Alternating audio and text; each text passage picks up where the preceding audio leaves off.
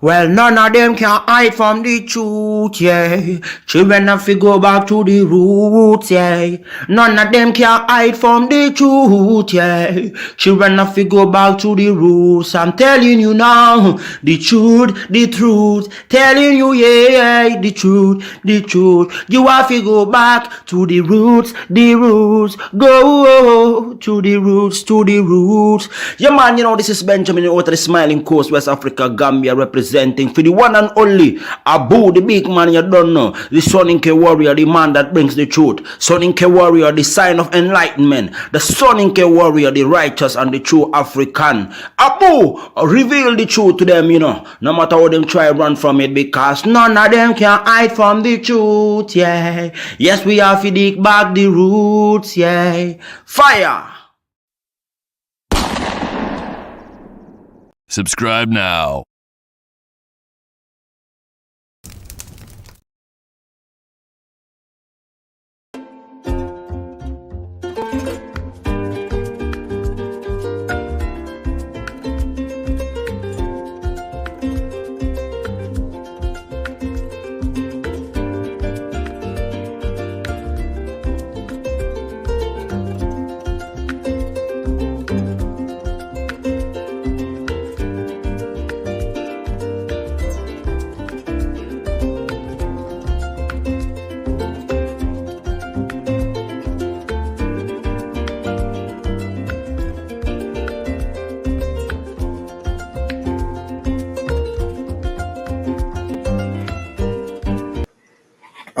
All right. Ladies and gentlemen, welcome to the Afridamus Report. I'm your host, Afridamus. I want to welcome all of you in the house.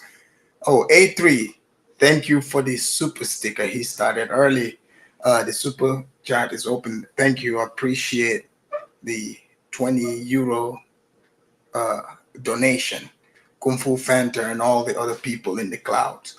Ladies and gentlemen, man, it feels like I haven't been online in such a long time. But as you guys know, I've been busy. But we are going straight to where we left off at. Per usual, you guys know the Gambia story comes in. But I was thinking, there's so many people, for instance, who come out, give their 2 cents about the place. And sometimes, most of the times, there is a lot of people, for instance, when they're talking about the place, especially Black people from America, there's like a level of naivete. People have created a fantasy bubble in their head that they actually want to be able to live that fantasy. But then me being someone from there and also living in the United States, I understand how both people think. And I know fantasy doesn't last long. So we've had people who were inviting many other people to the Gambia, come on through. They say it's peaceful. This is true. It's peaceful. All this stem from the year of return. So as of late, as you guys know, on these YouTube streets, they have been mostly talking about, Gambia, because they said, a couple of women passed away. But we've never truly, from all these people, we've never really truly had like a real show where we talk about the culture, the way the people think. Why is the environment the way it is? Is this place, is it compatible with, Black Americans' way of thinking? What do you need to know before you go there? What is the culture like? I'm not talking about just, like you meeting people, they're smiling at you. What's behind the smile? Sometimes you're communicating with somebody, the person don't understand, but they might be smiling at you because maybe, just maybe, that's the culture that you are seeing as an ATM machine. I have tried to have conversations along those lines. Well, people be like, "Oh, let's not talk about negativity." But what is negative? You have to be prepared. Like whatever you see in this life, there is the positive and there is the negative, and that's all up to you how you interpret this.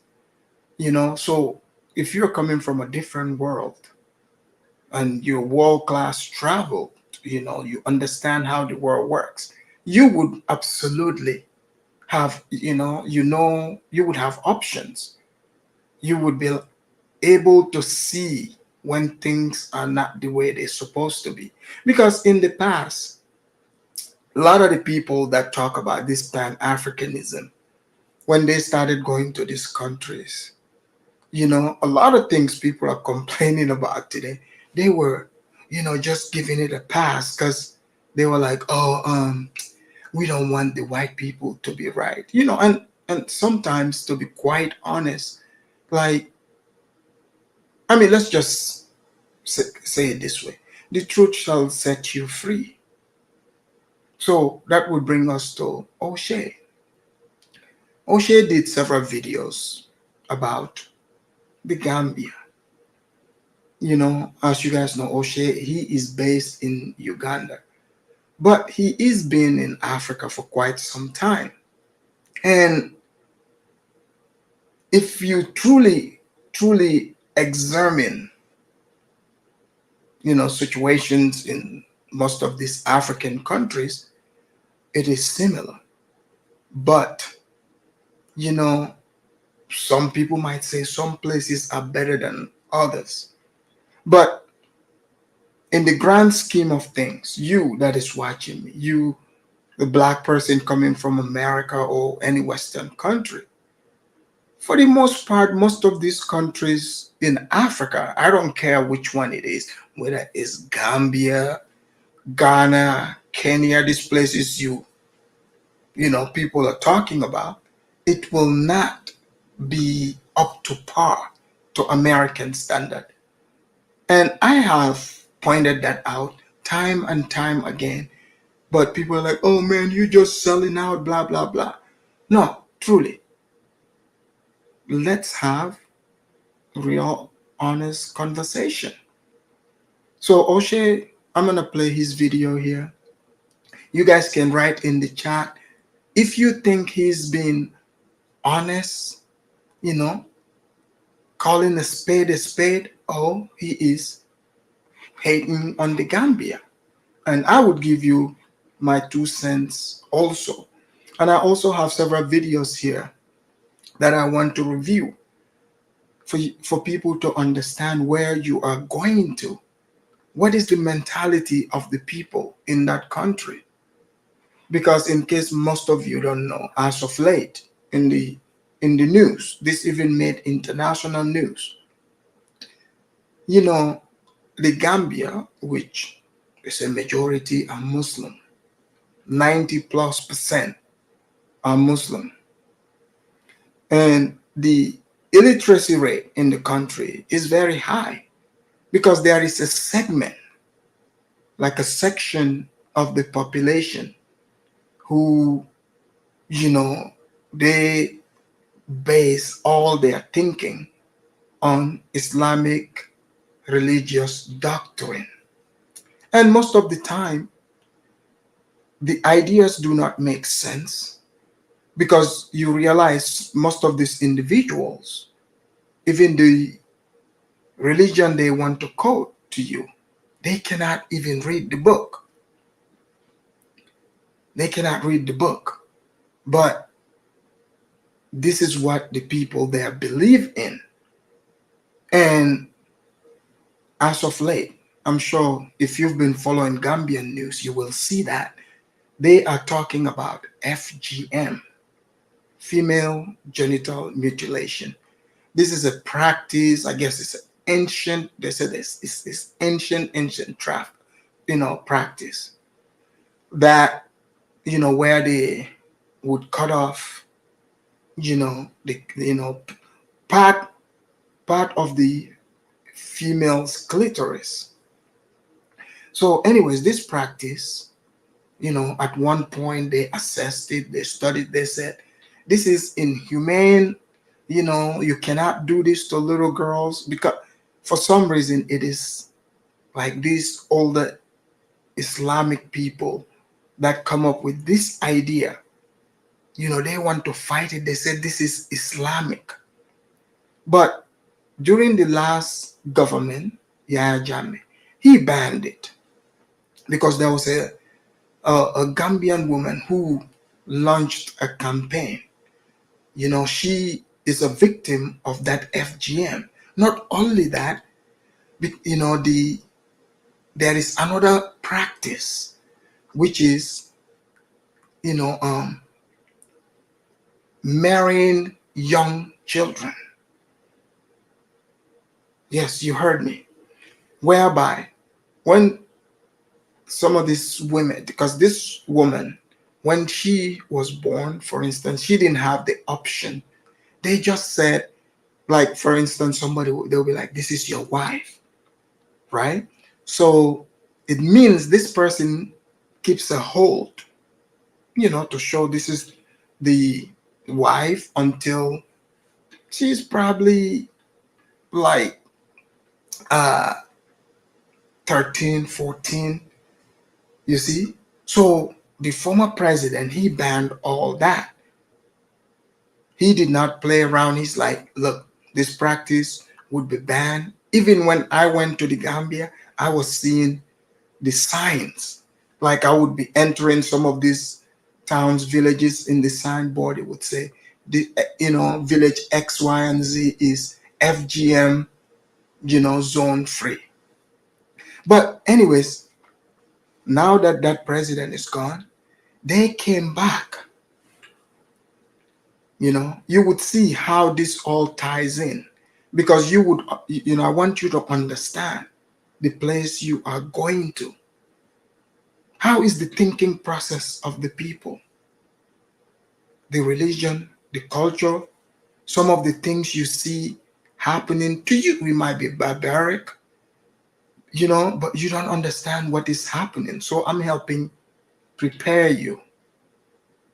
So now, all of a sudden, the same imam, this imam came out of the blue, started campaigning. He said, for whatever reason, this man is obsessed with making sure they cut off the clits of the women. They said this is an ancient practice. They base it on Islam. If you look at it, this is a very ancient African practice.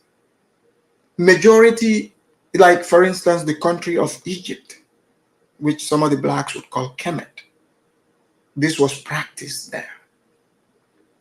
So now it would be hard for the Western people themselves to go and tell other countries you cannot practice FGM, because in the West they are practicing MGM. They are mutilating men,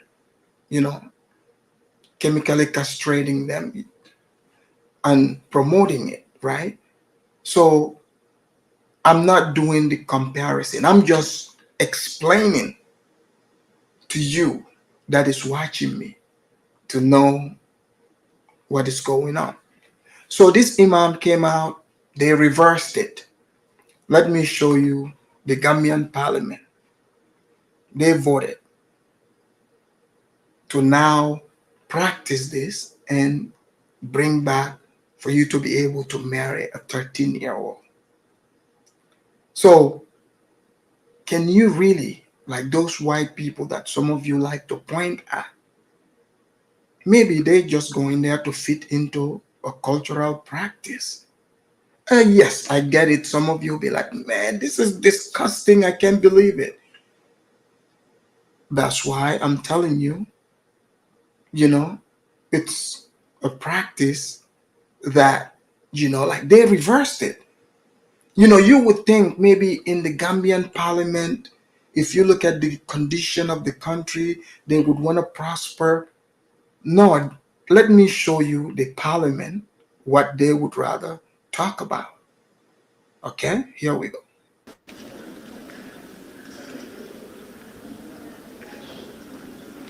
Those in favor, 42.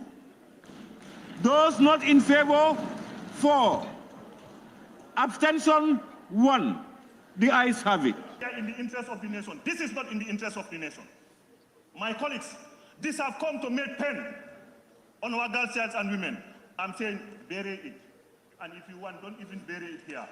So, you see, this is like the Islamic people. This is the Imam here that led this campaign. I'm trying to explain to you to understand what certain societies you're going to. What is the other aspect? What are they governed by? Because this Imam gathered his people, his cloud. You know, under the last regime, he didn't try this, but now he gathered his people for them to influence, for them to reverse this. Just like in Afghanistan, you know, how they brought back flogging women. I'll show you that here in a second. Committee on public petition of the National Assembly on petition from concerned staff of the Gambia. Honorable members, I think the only time the current ban of female circumcision is a direct violation of citizens' right to practice their culture, religious, and guaranteed by the 1997 Constitution. Honorable Speaker, given the Gambia predominantly Muslim population and the law is inconsistent with the aspiration of the majority of the people, should be reconsidered. Female circumcision is a cultural significant practice supported by Islam, values and tradition. So you hear that. So this man is saying that since it's a majority Muslim country, FGM is a cultural practice that Islam approves. So therefore they plan on, you know, practicing this. You see? So this is some of the women that are out there protesting. So maybe some of you would be out there doing your blackity black stuff and you seeing your fellow blacks out there with the signs. This is what they are marching for. Keep it moving, okay? Keep it moving and then later come back to the Afridamus report or email me for me to break it down to you about what is happening. Do not, again, listen to me. I get it. Some of you think you're revolutionaries. Do not participate in this stuff. Keep it moving. Do not join them.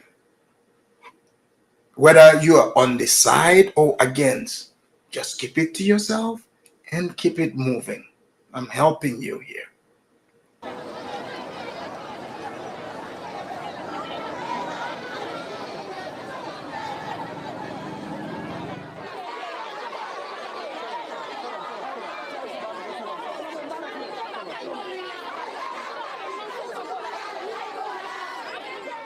So as usual, you know, the whites, those of you that are watching, I get it. Yeah.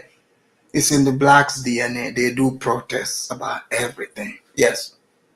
And rightfully so. They're out here, you know, protesting. This is the African version.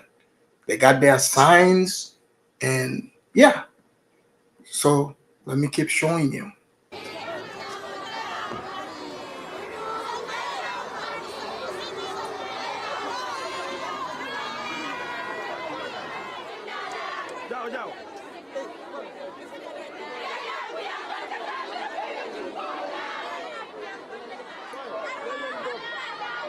So the people that the first group you're seeing, those are the women who are in fact pro FGM. They want it to happen. These ones here that you see in their pink, those are the ones with the nice signs. Obviously, maybe their signs are the ones that were sponsored by the white people. You see how organized it is. It means they prepared it way back. So the white people have already paid for the signs, right? So this, I'm not saying it is the white people making them do it, but just an observation, their sign looks way better and organized. and they all are wearing the same color shirt. You know, it is the white people that sponsored them. So how, like, for instance, let me ask you, what side can you take? What side? You see one group of these women here protesting, saying, yes, we are Muslims, this is our culture, we should practice it. These other ones are saying they are being victimized. Whose side are you going to be on? You listen to the arguments, you mostly hear the women being advocates for it. So, you know, the country, the mentality is based in, you know, prayer. You know, you prayer, just like Afghanistan. So I will show you Afghanistan also, what they have in common with Gambia, Nigeria, and other many African countries. You know, they pray more than any other countries, but it doesn't seem like the things they pray for happens, just so you guys know. But here,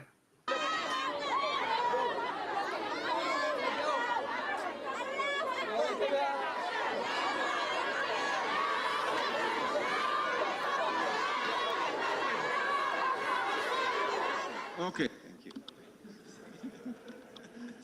So, honorable members, number 42 should be deleted from present. If you are right, pray for me to follow the right thing. But you don't pray for me to be... I would have loved to see them kill the bill, but at the same time, you know, sending it to committee is a chance. so this woman here underwent this practice in the young child marriage, you know, system. So, of course, eventually she made it to the United States. You know, this is where people learn about things. So she became an advocate. She fought and helped ban it the first time. So she's trying to fight this bill in the National Assembly. Like, if you look at, I mean, what is going on in Africa like these days? You would think, you know, the things that make it to international level, I mean, to be honest, it's like things that are irrelevant. It's not things that are helping the nation. And my question is, why are some old men, seriously advocating for FGM to be performed on young girls? Like, literally. So I get it. So this is why I'm laying it out to you. So when you hear things like this, I know you might have like some crazy opinion, but just watch your environment where you are. They don't play about this. For the Human Rights Committee, as well as the Women's Committee and the Health Committee, to come out with evidence-based research to say why this practice is harmful. So overall, I think this is a good thing, because one of the challenges in the Gambia is, you know, a lot of people are claiming that Gambia doesn't practice female genital mutilation. And if we take this back to the Health Committee and we take it to the Human Rights Committee, then we are able to present evidence that everyone can review that is from Gambians, from Gambian hospitals. So in a way, I think this is good. National dialogue was necessary, and I personally believe that this is good. So that's number one, right? So let me show you how, like, one thing Gambia and Afghanistan have in common. So you see, like, these people, they brought back a practice that many of you would say is barbaric, is ancient. You know, like, I don't know why, you know, Africans, especially Gambians, like to make arguments like, oh, our ancestors practiced this. Well, they also did practice slavery. Why aren't you advocating for slavery these days? You know, so let me show you what Gambia and Afghanistan have in common here. For our next story, let's go back in time. It's the late 1990s. The Taliban is in power in Afghanistan. Girls are barred from school. Women are absent from public life. They cannot step out of their homes. If they have to, a man must accompany them. Also, they must be covered from head to toe You may remember this blue burqa. It became the global symbol of the Taliban rule, a symbol of their oppressive regime. Now let's fast forward to 2024, to today. The Taliban is in power in Afghanistan. Girls are barred from school. 2.5 million girls and young women are out of school. Women are absent from public life. They're not allowed to work. They're not allowed to travel. They wear a burqa that covers them from head to toe. If they don't, there are consequences. As we speak, at least 800 women are being held in Taliban prisons. Others are dying by suicide. Women make up for 80% of recorded suicide attempts in Afghanistan. They account for almost 75% of the deaths. So, you guys hear that, right? So, a lot of these countries that advocate for these type of practices, let's be real, let's look at them. They are definitely backwards. They are definitely backwards. So now that this would take us straight to O'Shea's video. Let us hear what O'Shea's been telling the blacks about where to go to in Africa. And then we'll get to, several other videos here. Here we go. To the continent of Africa and you tell me that your choice is Gambia, I'm going to tell you that you shouldn't go there. I'm not hating on Gambia. I'm not hating on Gambian. But if you mean to tell me you want to move to Gambia over Kenya or even over another country that might offer you a larger skill set, a larger market, even Uganda, I feel is a better opportunity than that. That's probably the wrong place that you can go to. You probably should consider a country that you feel is more forward thinking. Maybe you might want to try Ghana, even South Africa. But Gambia, I would say no. I would definitely tell you, if you have that same amount of money and same amount of drive and you want to meet some more people, you should, number one, go to Kenya. I'm not in Kenya. I'm in Uganda. I love Uganda. But you should be probably going to Kenya, like nonstop. You probably should be going to Gambia, all right? You probably shouldn't look there because the market is probably too small. You're probably not going to be able to get what you're looking for. You're probably going to want something that reminds you of home. Kenya is probably where you need to go, or a place like that. Well, you guys heard that. So is O'Shea hating on Gambia, or he is, stating facts? Because you would have to assess yourself. I know there are some people, right? I have seen this with my own eye. Where, in fact, these are people from America. They encourage this type of behavior. So, okay, if you are looking for the American type nightlife whatsoever, sure, maybe Gambia might not be for you. If you're looking for a way bigger economy, yes, Gambia might not be for you. Even after everything I laid out to you, you can still move there. You don't have to participate in these practices. It's not like they're gonna force you to partake in it. But I want you to understand the type of environment you are in. For example, economic wise, why is the place poor? Why are most of the people poor? It's not by coincidence. See, being poor, what I have learned is all up here is mentality. How do you live your life? What kind of practices? Do you push economic progress? Do you push the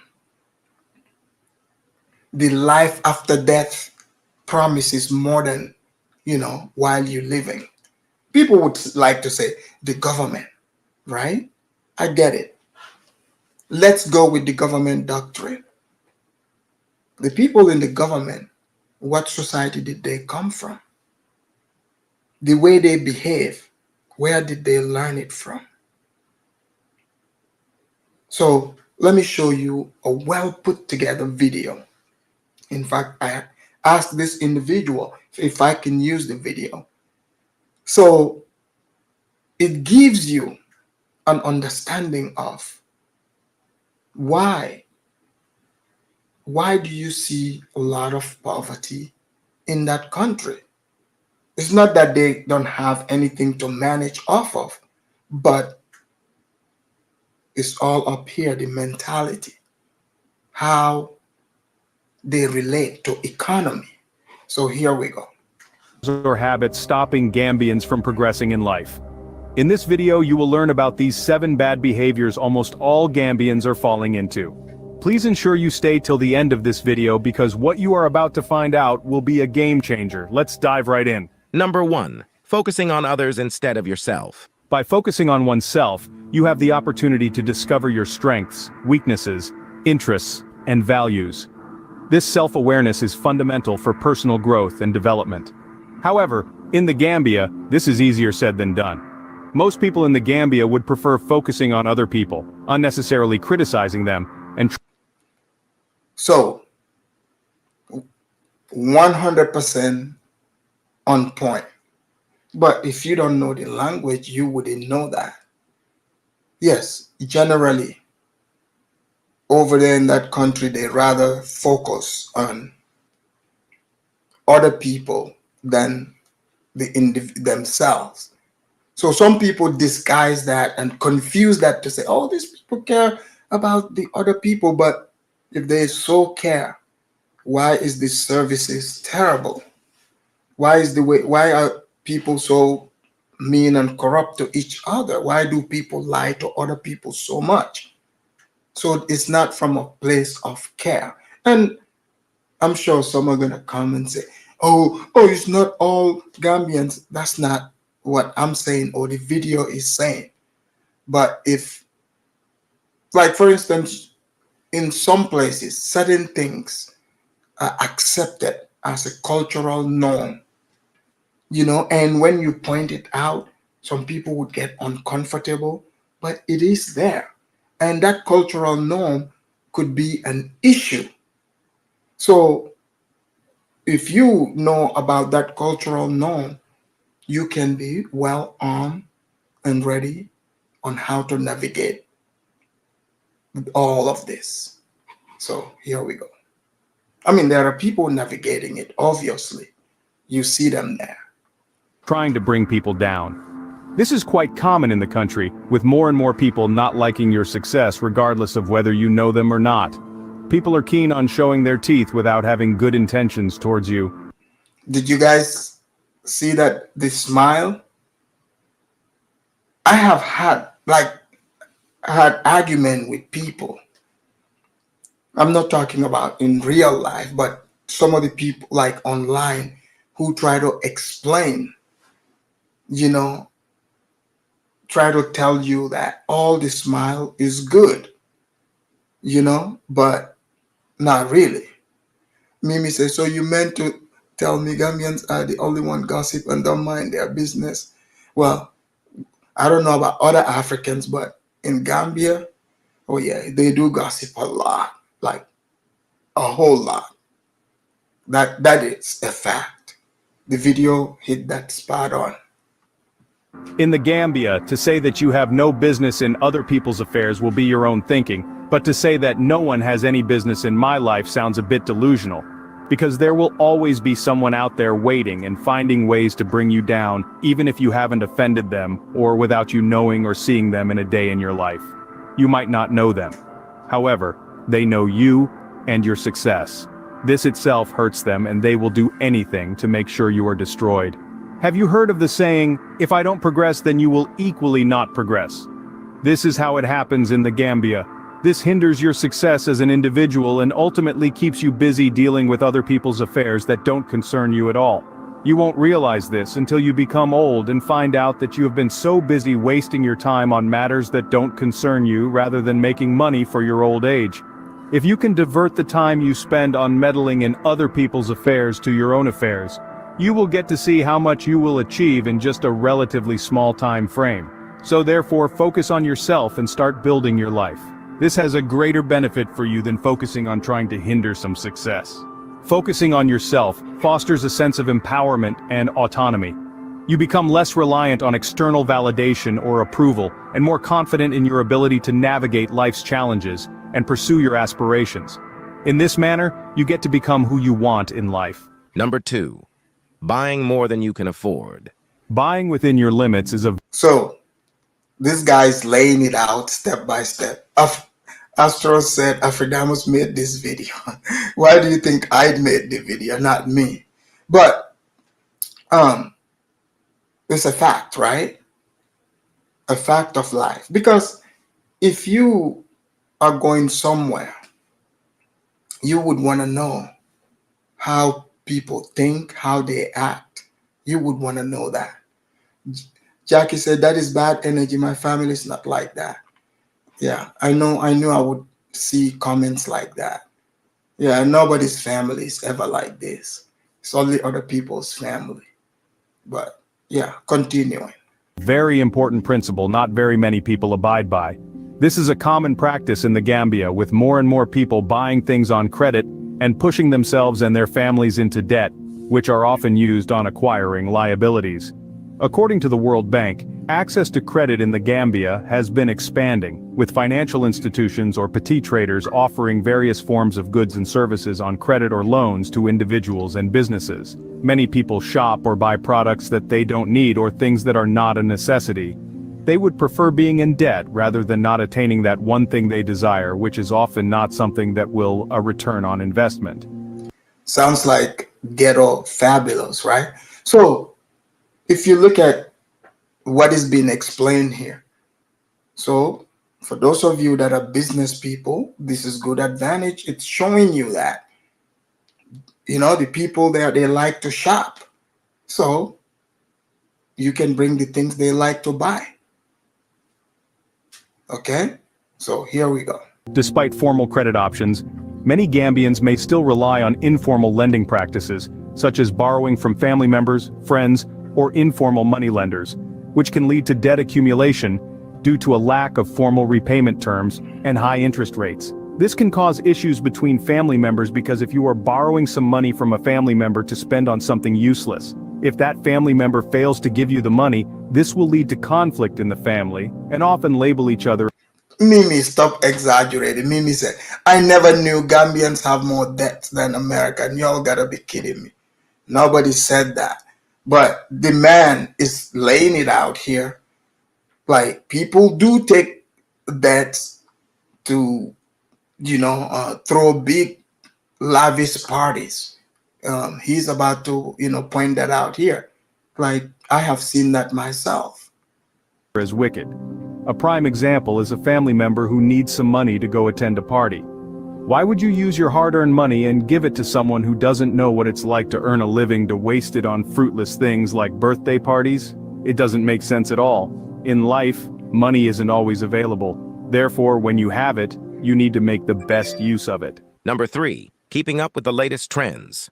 One might think that keeping up with the latest trends around the world is only a thing for the developed world. However, this might be the exact opposite considering the Gambia's taste for the latest trends, despite being a poor country with more than half of the population forecasted to be living below the poverty line. Are we really poor? Comment down below. One thing. So, did you guys hear that? So technically, are they poor or they manage their funds poorly? Which one is it? Because obviously, you know, they want to keep up with the latest trends, birthday parties. So this right here, in a way, sure, the way the people want to live their lives is at a disadvantage for them, but you are able to see that there's enough money circulating that you can capture within that system. Because if you provide what they want to spend money on, sure, you can capture that market. Yeah, it's terrible for them, but it's good for you. Gambians fail to note is that the people selling these latest products are businessmen and women. This means that by buying their products, you are automatically making them rich while you will be struggling and thinking about where your next meal is going to come from. Why not start your own and be a producer? Sounds like ghetto fabulous. Instead of a consumer. This is the only way we will get out of poverty choking us as a nation at the moment. Despite being one of the smallest countries in Africa, the Gambia boasts an impressive mobile phone penetration rate of over 130%, surpassing the global average as reported by the Gambia Bureau of Statistics. Most of these phones are high-end mobile phones showing the country's. This is true. When you go over there, they said it's poverty, but it's like they have iPhones all over. I went to a place, they selling iPhones there, like the new ones, iPhone 15. I was like, some of you will be like, who can afford this around here? But I know for a fact that that store existing proves that the people actually are spending the money. They are spending the money. So all this, put this together. This would help you understand, is it a place for you as a Black American or not? Quest to keep up with the latest smartphones. Luxury goods consumption. Surprisingly, the Gambia has seen a significant rise in luxury goods consumption, with an annual growth rate of 15%. This includes purchases of high-end fashion items. So, you guys hear this? Because I've had conversation with some who say, like even O'Shea said, the market is not there. No, their taste level has gone up. The taste level has gone up. Like they want to consume, luxurious, luxury. They want to wear luxury. They want to smell luxuriously. So my point is, sure, you can decide to go there. Just don't be the walking ATM. As you can hear, the people are willing to spend it. Why do you want to go there and play, Santa Claus or Mother Teresa? Obviously, the money is circulating. So let's continue. Accessories and electronics as highlighted by the Gambia Chamber of Commerce and Industry. Contrary to expectations, online shopping is on the rise in the Gambia with a 70% increase in e-commerce transactions. You guys hear this? So maybe O'Shea did not know that part.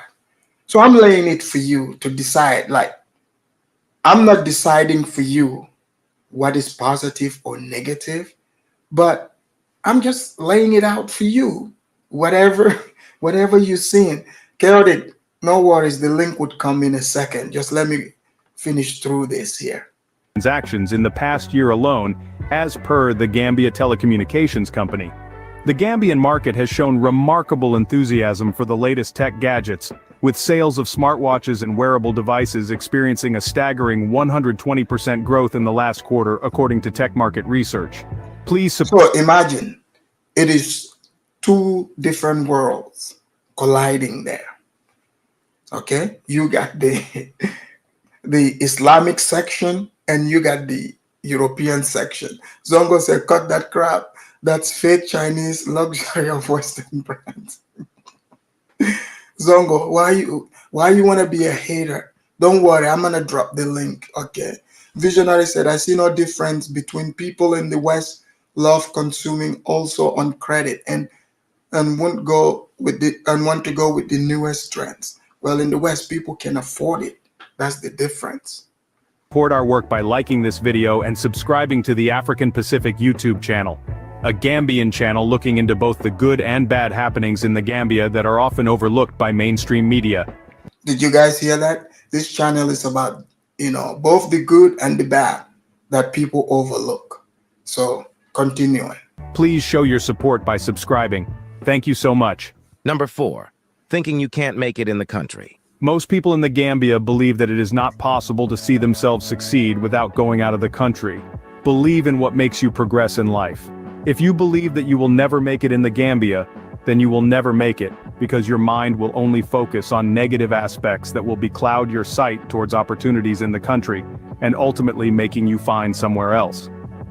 Over 60% of Gambian youths express a lack of confidence in their prospects for success within the Gambia, contributing to a significant brain drain as many seek opportunities abroad as per the International Organization for Migration. Surprisingly, Only 20% of Gambians believe they can achieve success as entrepreneurs within the country, citing barriers such as limited access to capital, bureaucratic hurdles, and lack of support networks as proposed by the Gambia Youth Chamber of Commerce. You guys hear that? So you can swoop into that market and control it. That is, if that's what you are into.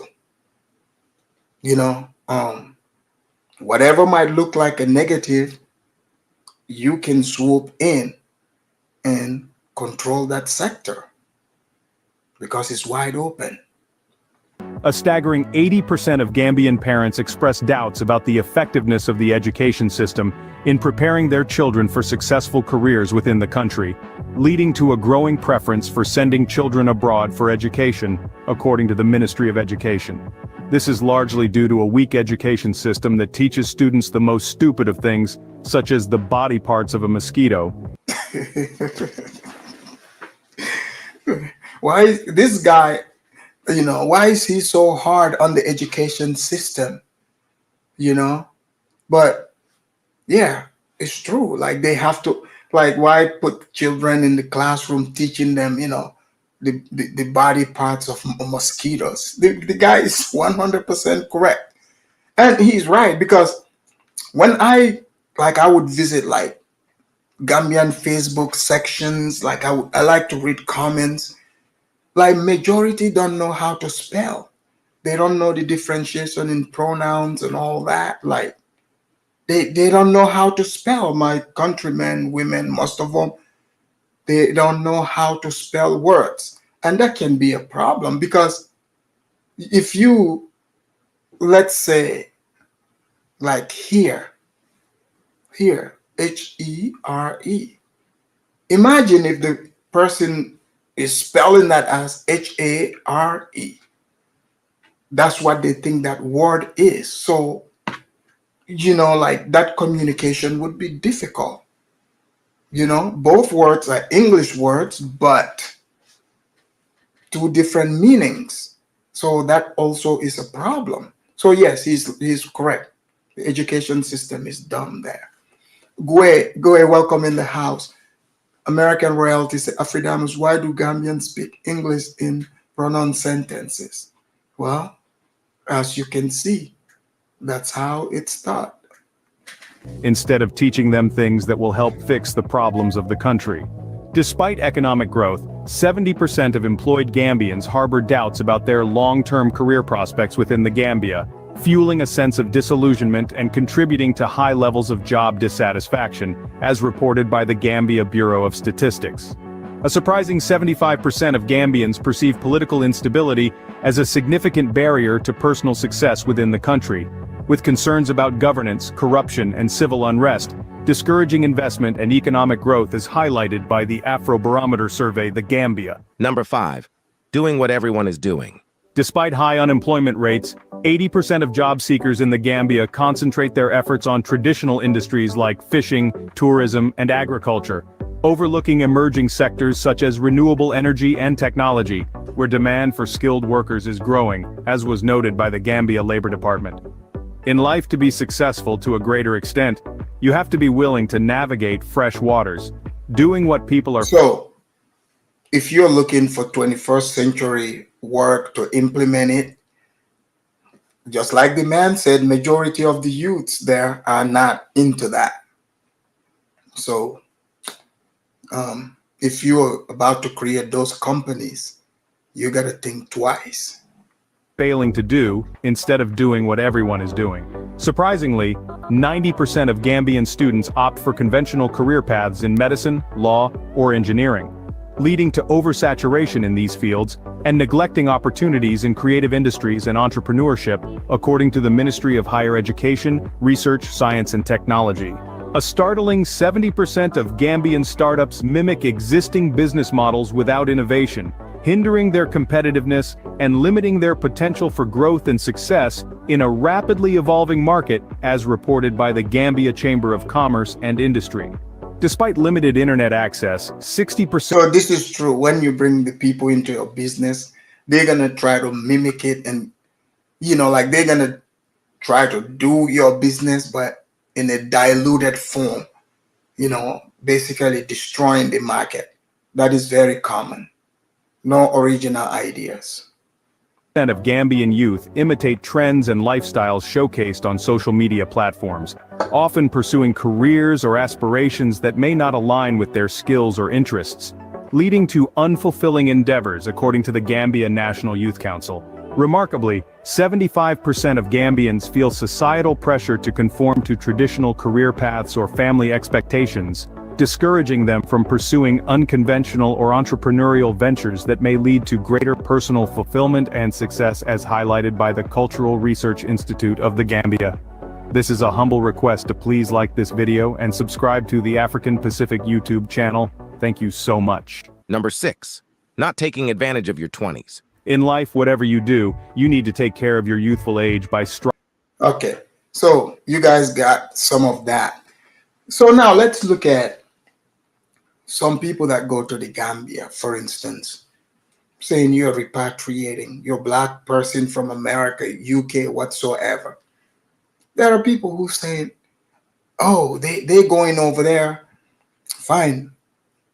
You get there, you exchange, because the exchange rate is going to be in your favor.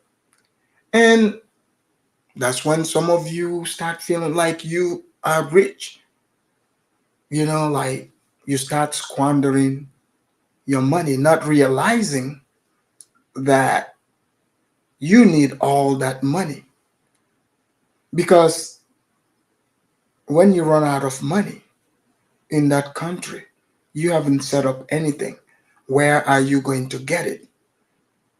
If you don't have a store selling, luxury goods that the people are into, restaurant, but you only show up as someone, that is spending it. Well, I have a video here from a black repat that's living in the Gambia. Let him tell you what the money situation is like over there if you don't come prepared. Assalamu alaikum. Welcome back to the Bayside Jewel. Just got a quick message for you guys for today.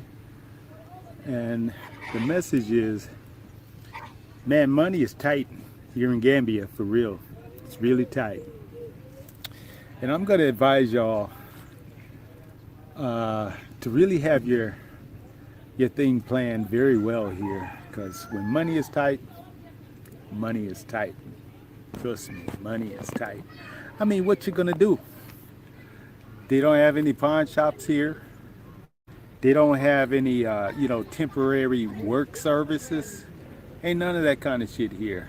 And if you ain't got no family, you can get a loan from or something like that. Ooh-wee, you gonna feel it. Sure enough, you gonna feel it. Cause I'm gonna tell you that shit, like Bobby Womack said, nobody wants you when you're down and out. Did you guys hear that? Remember, I was saying, do not go there if you don't have your money together. So this guy, he lives over there. He black from America. He said money is tight. The man ain't lying. When you run out of money in that environment, you are going to appreciate your little job in America. You would never feel money being that tight until you find yourself in that environment. So make sure, do not let your money escape from you. Nobody wants you when you're down and out. It's true. And once I lived the life. And he's right. He said, when you run out of money, the people that you were giving money to, the ones smiling with you, you would realize they are not your friends. Okay? So he's about to tell you that. Because I've seen some of you, your videos, you're over there doing it big, or again, acting like you're there to save the people. You saw the video earlier before this one to let you know why so many of the people are broke, because they are spending their money. Okay? So here we go. Of a millionaire here in Gambia, sharing all my money, honey, of, oh, I wouldn't dare. Taking my friends out for a mighty good time. You hear this? He said when he got to the Gambia, he exchanged his money. He felt like a millionaire. Boy, oh boy, he was taking his friends out for good time. Let's see how long the good time lasted. Drinking good gin, champagne, and wine. But I found out nobody wants you when you're down and out. So when I tell you that it's a Muslim, you got those Muslim people whom they say majority is Islamic, but you're gonna see a bunch of liquor stores there. Okay, I was saying, I was like, man, a place that's 90% Muslim, they sure do have a lot of liquor stores. So he's right. You can drink like Hennessy, gin, like pretty much all the black drinks that you're used to. You know, they have all of them over there. So he was over there, exchange his money, taking all these people out for drinks. So he's advising you what not to do. That's for real, you guys. So keep that shit in your mind, man. When you're down and out, whoo-wee, money is tight, everything is not all right. And that's for real. Yo, assalamu alaikum. Yeah, wherever you go, that's the greetings. You know, the place is Arabais. Sometimes, yo, alaikum salam. Sometimes even my queen don't understand, but I'm the king of my castle. Oh, he's a king. He's got a queen too.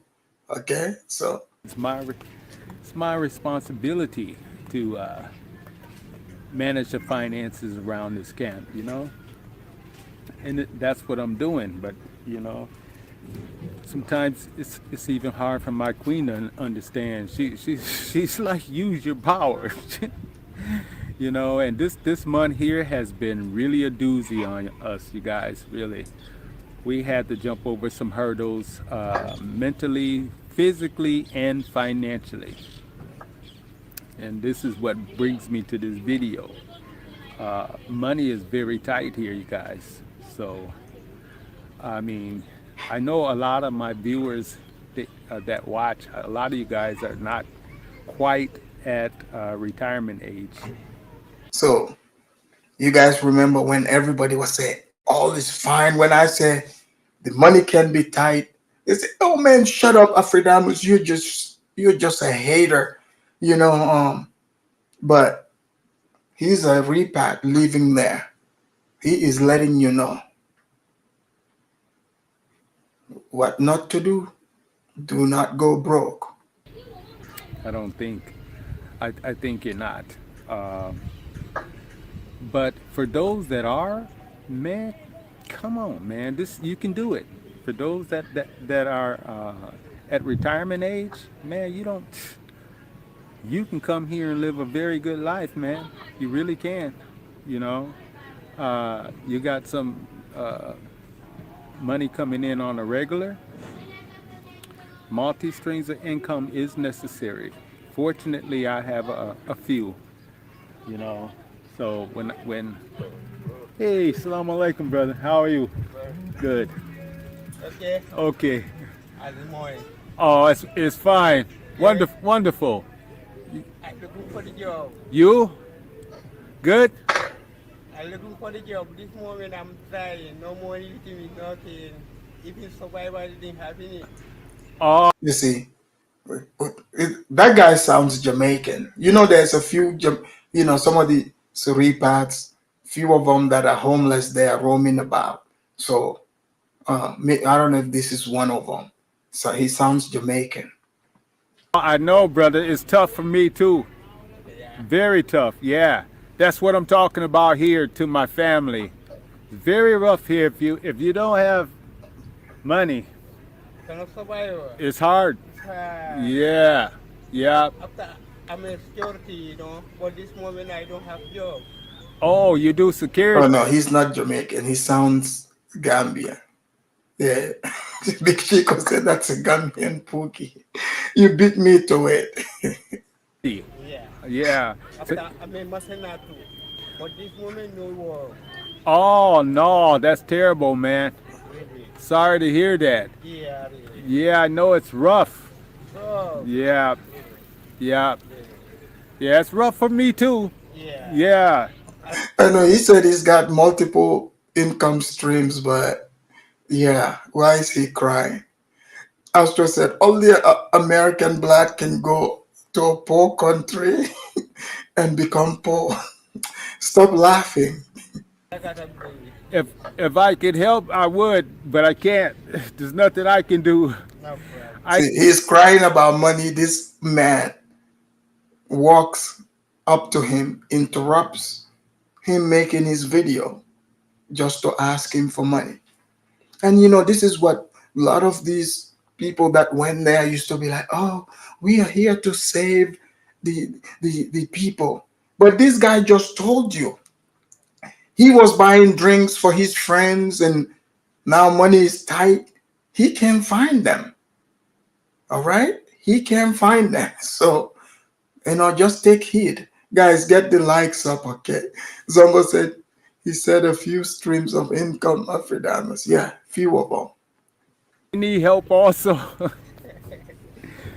That's what I'm telling my family. Yeah. They will bring you more. Huh? They will bring you more. Yeah, well, I hope so. Yeah.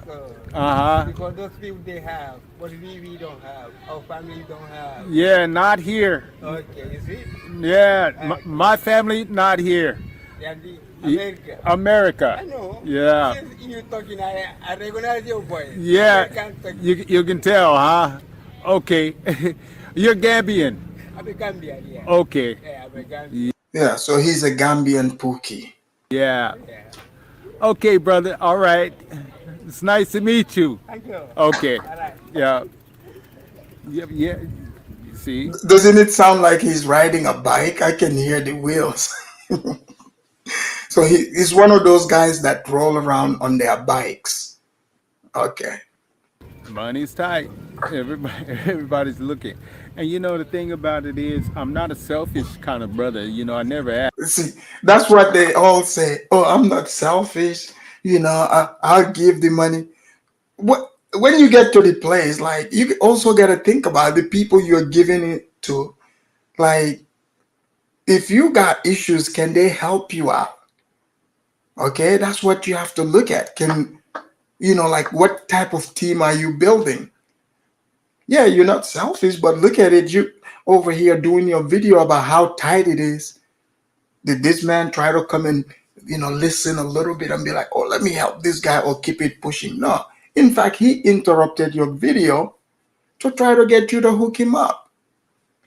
But unfortunately, this guy, his dollars are probably dusty now, so he can't give him anything. Have been.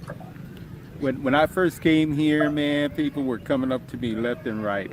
I must have shared out, I don't know, thousands of delacies. You know, I was handing out 50s, 100s.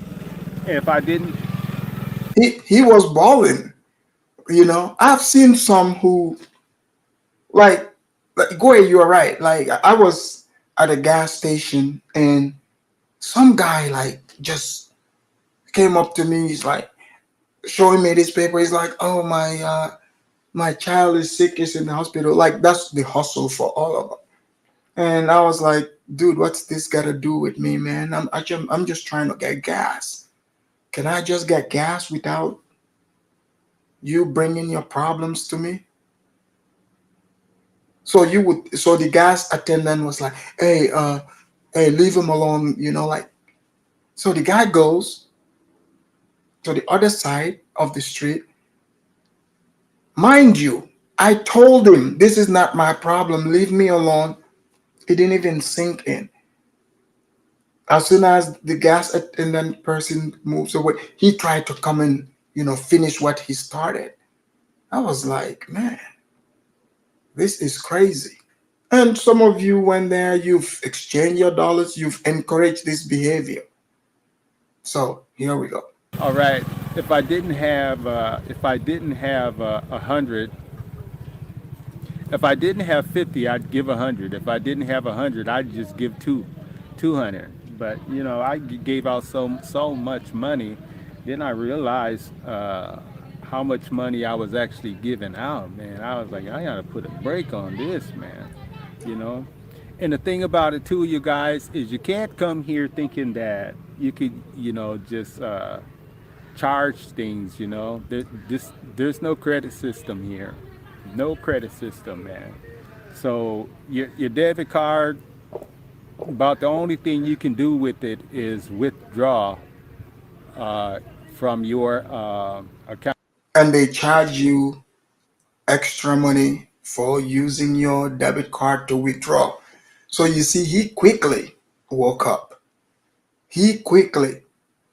Do you guys know how many people I've seen there who, like, they went broke, like he just explained? You exchange that money, you thinking you are a baller. But pretty soon, all your money would run out. Accounts there in America. And the other thing too is, in order to do that before you leave, you might want to let your bank know that where you're located. Otherwise, they may think that it's a fraud, you know, that somebody done got your card and they're charging it. So you got to let them know. That's good information, because some of you might be like, oh, the white people over here practicing racism again. You know, they don't want us to move to Africa. That's why they're blocking the, you know, my debit card. Now, all you got to do is let your bank know. I'm going around Gambia and Senegal.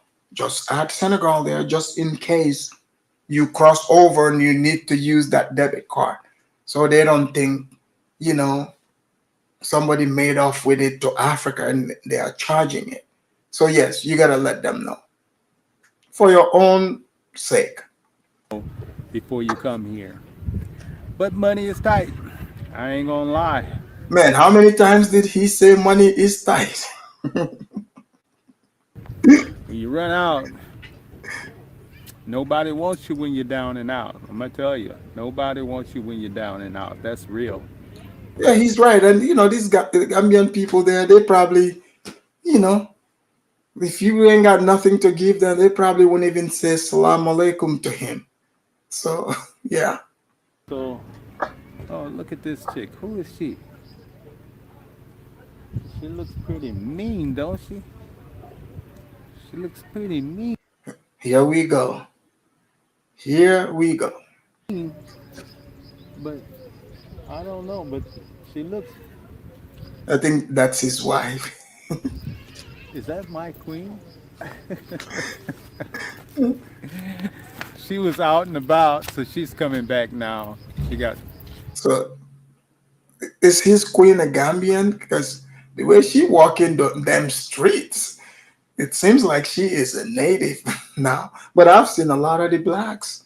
Oh, they are more native than the natives. They walk them streets like it's New York. Baby, that's not how you open the door.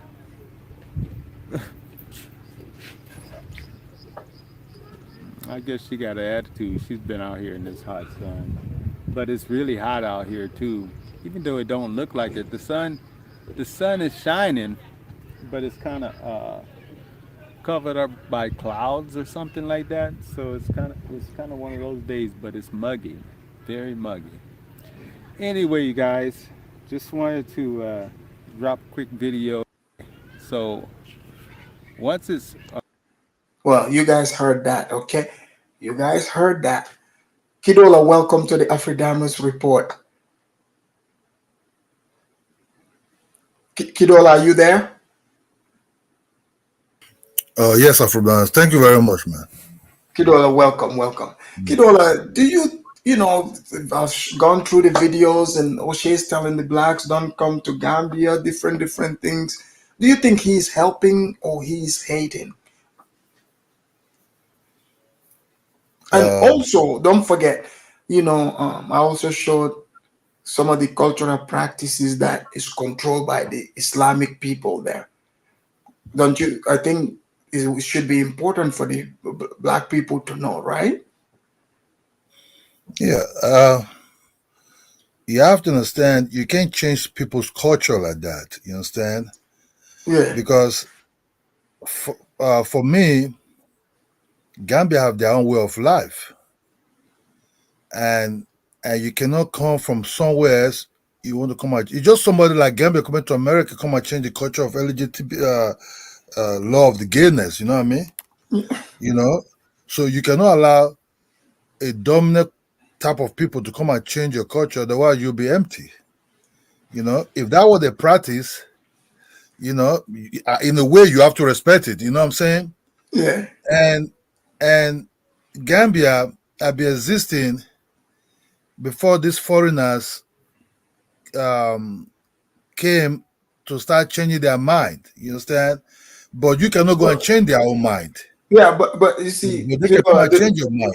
Kiddo, the reason why you know I lay both sides. You know how like you have the Islamic section, and you see the other side where the people, yeah, they're gonna spend more than they have. They're gonna do the loan, and also the people that come there and act like they have a lot of money, like this guy last video. You know, I'll let you touch on that as well. But yeah. But for them to understand, like, hey, this is what is over there, so you gotta study this before you get there. Yeah, which is true. You see, after that, you see, the Indians are coming there to do business. I saw in video the Indians are there doing business, right? But the Indians never really complain. You know what I'm saying? So there's something that is wrong sometimes with people that are going there but not really well prepared. The Indians are already well prepared. That's why the Indians are booming with their business there. So in a way, I think you already have people already have some kind of like in their head how the place is going to look like. That we're gonna go there. I'm going to be the one shining. You know, as long as I'm not shining in America, I can come there and shine, because it's always in their mind. And if you're broke in America, if you think your $5,000 or your $10,000 can't take you anywhere in America, don't think you could come to Gambia. That $10,000 will save you for 20 years. It's not going to be, because these people also, they also have their own development. Things are also very expensive there. They also have what do you think? Because most of people that are coming to African countries, they think that that these African people are backward. You understand? So they start having these things in their head already. Oh man, I'm coming with big money. I'm going to live large and everything. So coming down to African country, they start saying these guys are using iPhone 14, iPhone 15, my possibilities 16, 17.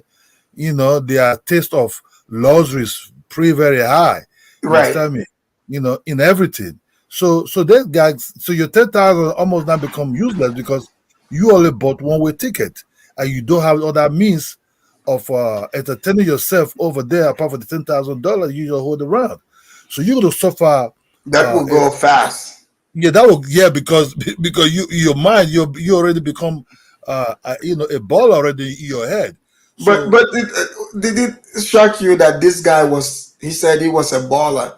When he exchanged his money, he became a millionaire, and he was just taking his friends for drinks and all kind of stuff. Yeah, because he already thought that, whoa, I'm a multimillionaire here. So this money you see, he was on the vacation mood. You understand? He didn't really adjust to the locals. You have to adjust to the locals. In America, he cannot just be giving money out like that. Will you adjust yourself? Look, there are people who live in Gambia. There are people who have all these mansions I'm seeing in Gambia. You might have any other thing in your brain. Before these foreigners started coming, Gambia is already doing their own thing. They're not expecting you to come and develop their own country for them. You understand me? So the black people that are coming there, in their mind, because other people is cheap, come over here, it's cheap, come over here. But from all the highlights, do you think it's a good place for most blacks to come there to the Gambia? Oh yes, if they have to be prepared like the Indians. Mm-hmm. You know, they have to prepare like the Indians have shops there. The Indians have businesses there. The Chinese have businesses there. So if you're coming over and your currency is bigger in United States, when you change it, you have to calculate, okay, if I have about $50,000, $70,000, what can I do with it over? If you want to stay in the long run, just the way the Indians and the Lebanese are doing. Must I have business there? Must I have this business there? What are you bringing in? So know what you think I can gain in or what they can provide for me, but what can I provide for myself, also make money. So that I can you know, Kidola, also, because like in O'Shea's video, he highlighted infrastructure. He is correct. Like if you're coming from America and that's the infrastructure you're used to and looking to see that over there, it's not gonna happen. Afrodamos, let's just be honest. What is the difference between Black Americans, the way they live in the United States? Yes, they have good roots. Yes, they might have some of them. If you pay your bills, they might have source of water.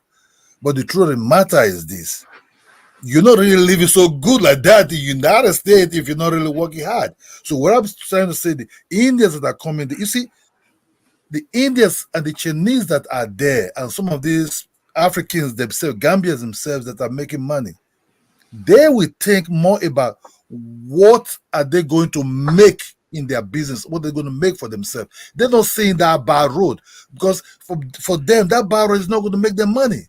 You understand me? But people are still coming to buy. The Indians are selling most things there. They have some African countries, even the Gambians are selling most things there.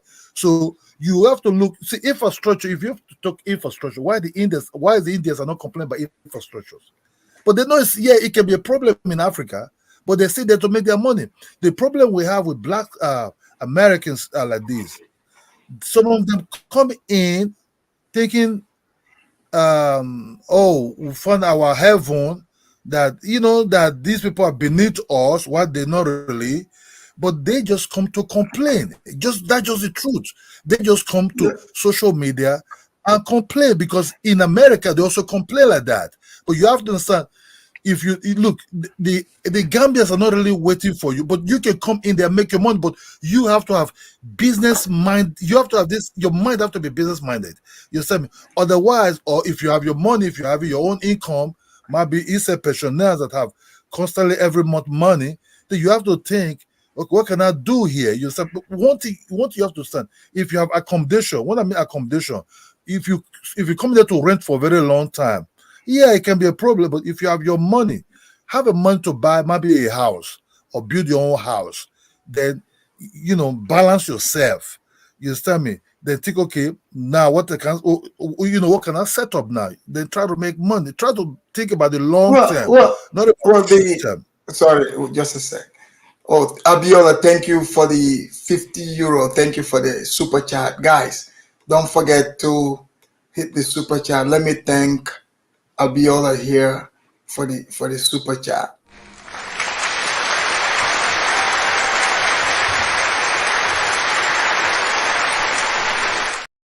Thank you for that super chat. Okay, go ahead. So what you see, let's just be honest.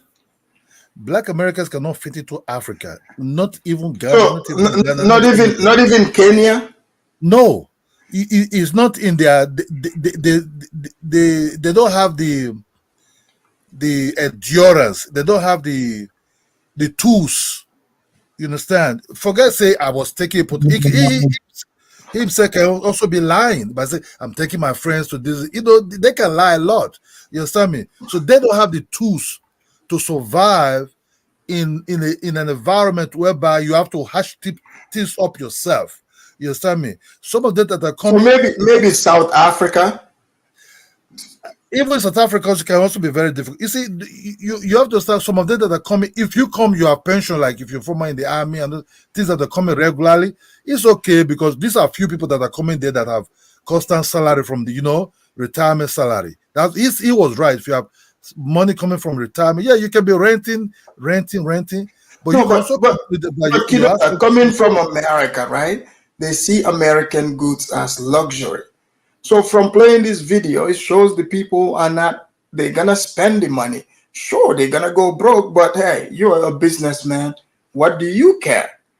Shouldn't that give you an idea on what to start, what to come up with over there and make money? That's what I'm saying. That's what I said. The Indians are making money there. The Nigerians are there making money there. The Igbos are not coming to Nigeria to come and live anymore. Right. Even they have people bringing business for them to come and sell there. You understand me? Those are not complaining. The Gambians themselves are doing business. They're not complaining. Do you think people look? You can videos of few people that's okay. They're broke, or people that don't. Everybody have people that are broke. You understand me? But there also other people also living a large life there. You understand? So what you have to do if you're coming to live in Africa, so you have to live your best life. You have to live like the all these guys that you have in America. You have to let me save about 100,000. Okay, let me look for a house to buy for myself, so I have accommodation. I'm not paying nobody no house rentage. Then slowly you check the business. You rent what the Indians are doing. You have to have the Indians. You have to have the man like the Indians and the Chinese. That's just like look at what Dwayne wrote. Dwayne said, "I suspect most FBA people think moving to Africa is like moving to Atlanta. They need to understand the culture first. Most FBA people cannot live like a middle-class Gambian. We are spoiled. This is true." The truth is not about spoiled. They just look. If you, I don't know the system in America, if they have welfare over there, whether they pay people if you jobless or something like that, or something, or maybe you can just get a job in America easily. Yeah, you can get a job. You can get a job in America easily. Yes. Okay, so that's what I'm saying, that they cannot survive. They don't have the tools to survive. But you have to hash tips up yourself. Kidola, Zongo said to tell you that the Indians are complaining too, but at the proper channels. It's a poor infrastructure increases production costs, which ultimately it's into your profit. I knew Zongo was gonna come for Kidola. Okay, let me just tell you the truth. Sierra Leone, now they're complaining. The black, why the Lebanese are the black are complaining about Sierra Leone? Yes, the Lebanese are here. These are there. These are there. You see, everybody wants to survive. Not just you think. One thing I noticed about the Americans, most Americans don't know other people's culture or other people's things or what to do in other people's environment. So they have to warn you out for you to provide it for them. So they don't know how to. They don't have the. But you know, Kidola, like Dwayne said, he said, for it to be nice for, like, let's say people in that like us in America, what we're used to. Dwayne kind of pointed it out. He said we must have a nice home, 2 cars, air conditioning, and 24/7 electricity and high-speed internet. That's what American person expects. And so, but not everybody. People are making multi-millions there. I see a Gambian man who's a multi-millionaire. They're building sometimes mosque, building. Yeah, but if people are coming from America, they expect to have those things. Yeah, but the problem is there are other white people also coming down. They also have a nice life there. It depends. What is your nice life? What are you looking for? You understand me? So before the Black Americans started trooping in, there are other foreigners also coming in there to look for better life. That's depend. What is your better life? You understand me? But you cannot come in broke. You're already broke in America. You think, oh man, let me leave this America so expensive for me. Nobody knows me over here.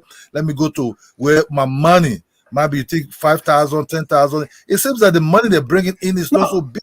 No, like I think most people, because like those things are like normal things to have in America, even for like a poor American.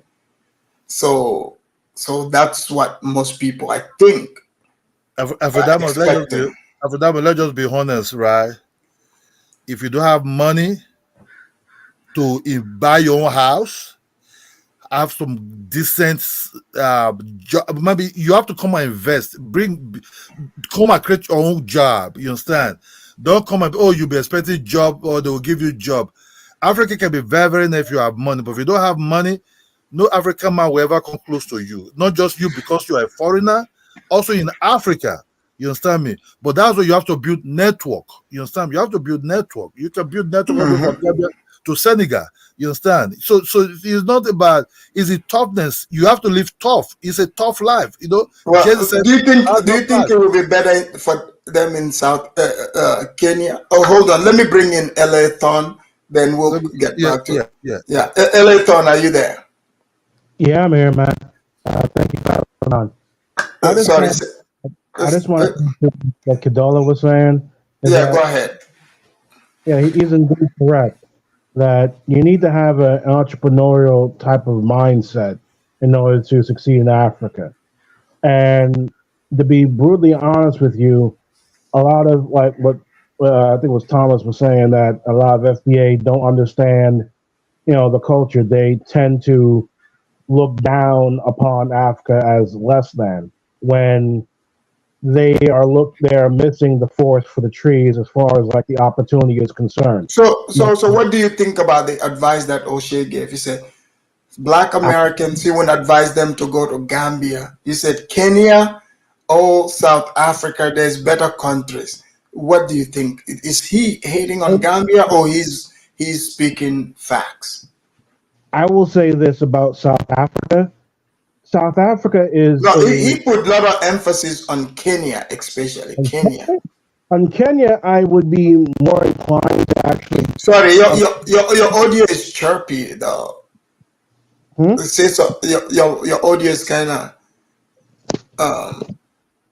Can you hear me? Muffled. Yes, we can. That's much better. Okay. I was going to say this. I would be more inclined to start a business in Kenya versus South Africa, and I'm gonna tell you why. Why? The reason why I would do it in Kenya is because in South Africa, the government and the power supply is not exactly the most reliable. And if I'm going to be producing things like manufacturing, or if I'm going to be running a business, I want reliable power. You know what I'm saying? Yeah. I want a environment that is more business friendly, because if I have a wife, right, like if I decide to, if I decide to marry some African woman, right, whether it, it doesn't matter what country, if I move to South Africa and I'm here with my wife is more likely to be, hurt in South Africa than in, say, Kenya or maybe Cairo. You know what I'm saying? Wait. Cairo is in the mix too. Like I would say Cairo. I'm just giving as an example as far as like places I would want to do business in, but it's probably either. You do realize Cairo? That's an Arab country, right? Yes. Okay. Like at least Arabs, at least Arabs have some sort of a structure to, like I would say with Sharia law, but like they have a structure to protect the woman, and it's usually incumbent upon the man. You know what I'm saying? And that type. Man, I don't know about Cairo, man, because those Arab they be whistling at the woman, and all that stuff, talking Maybe, about. Yeah, they do that. But to bring a somewhat broader point, like FBA is rather ignorant. Like I said, is rather ignorant on history in general, because. So, but if you're gonna move and go to South Africa because you said people are getting away from racism, that's white proximity. Why not just live in America? Same difference. Like I said, if I'm escaping racism from white people, I'm not going to go to South Africa, even though that, like I said, because America is higher standard. You make more money. Here's the thing, and it's safer. It's all relative, and I'm gonna tell you the reason why is because if I understand that if I move from America to Africa, whether it's let's say, would you move to West Africa, like let's say Nigeria? Nigeria, I would have to do more research on Nigeria. I'm not exactly familiar with it. However, but Elethon, you were willing to go to Cairo. What about Nigeria? You have to do research. What about Gambia? Gambia, from what you said about Gambia. Sorry, your audio got messed up. You said what? Sorry, from what you said about Gambia, Yeah. I might be willing to take a chance. You might be willing to take a chance? Yes, from what you said about Gambia, since Okay. you're from Gambia, am I right? Right. But as far as like business is concerned, I'm looking at either Kenya or Rwanda. And Kenya or Rwanda, why those places? Rwanda is sorry, more, your audio. So Rwanda is more business friendly, and as far as taxes. Rwanda, I don't think Rwanda is that much business friendly. If you're a big corporation, sure. I mean, like you can. Rwanda, they don't like have the population. I think most black people, like even with all the shenanigans I've explained about Gambia, would fit more in Gambia than, let's say Rwanda. Go look at, I've seen some of those people that went to Rwanda. They ran off to other countries.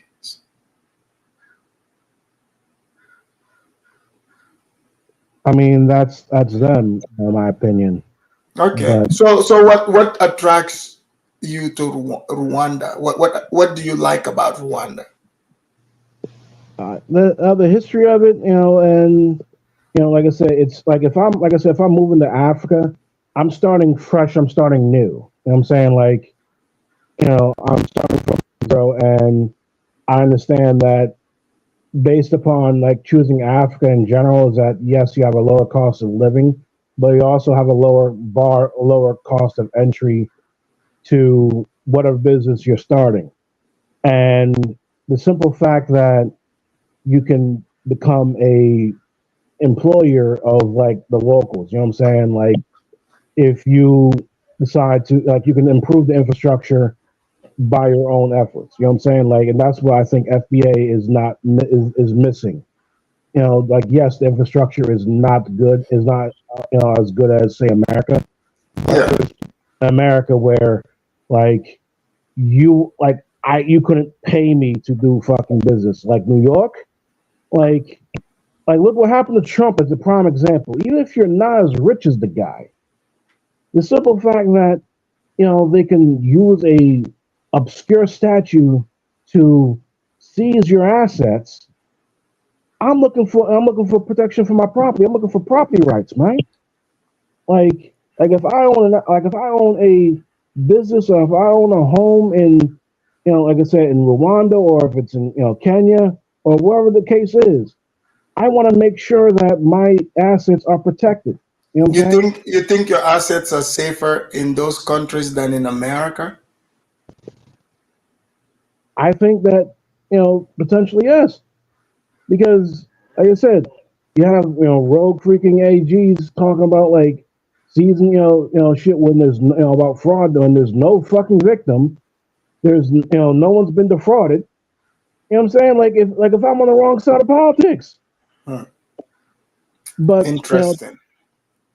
But Africa is, in my personal opinion, a good idea for those who are seeking like. Yeah, but which country? Let's bring in St. James also. We'll get back to St. James. Welcome to the Afridamus Report. Well, thanks for having me, my brother. Happy Easter. Hey, happy Easter to you. The president declared it. Joe Biden said it's a recognized transgender day. Nah, we got our own activity going on here. We cut off from that, man. Yeah. So St. James, like in O'Shea's video, he is advising, Black Americans. He said if they ask him what country to go to in Africa, if they say Gambia, he would definitely say no. Kenya or Rwanda. But he put emphasis. He said even Uganda. So we said Gambia, the population is not large enough, the market is not large enough. And we went through, little culture steps about Gambia. And what do you think about that advice? And also, the last person, the video I played, the guy talking about money is tight. What do you want to add on to this? Well, to be honest with you, I started watching the show halfway, so I haven't seen the video Oh, that you referred oh, to. you missed out. Yes, Okay. I missed out on the video, but I'm gonna try to answer. So it's kind of intriguing to me. No, I'm not trying to take shot at anybody. I know it's an opinion, right? Mm-hmm. When and YouTuber can come online and say, okay, I would advise somebody to go to this country instead of that country. I kind of like, I don't understand the point being made. In reference to the Gambia, you already have business people over there. Some of them are successful, some of them are not. So depending on what you're trying to do, so maybe him telling Black Americans go to Rwanda, I don't know what kind of business they're trying to create in Rwanda. What kind of advice, like if the business, let's say on the paper, the business could be successful in the Gambia, and you are telling people go to Rwanda, what would be the end result of that? Like you said, like, I don't know, even in my country, right? I was talking to like an uncle, that was like years ago, like 3 years ago. I was complaining about something that I heard. About opening a business back home, and the hurdle that you would have to go through to open it. So he was listening to me, and he was like, when was the last time somebody in your circle tried to open a business? I said, well, a minute ago. And he said it take about a week to open a business back home. Just the lack of information itself, right, makes some sort of people just believe, in this area of Africa, it's tough to open a business, it's tough to compete. So we kind of do that online a lot. Well, he's saying the market is so small. If that's what you're looking for, if you're looking for familiarity, the infrastructure, he's got a point there. So if that's what you're looking for. But in terms of capital, right?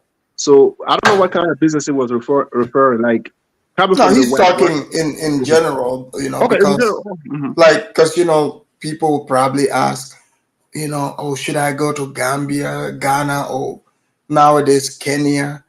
So I mean, like, maybe he's saying, come to a place where the infrastructure would remind you of what you're familiar with.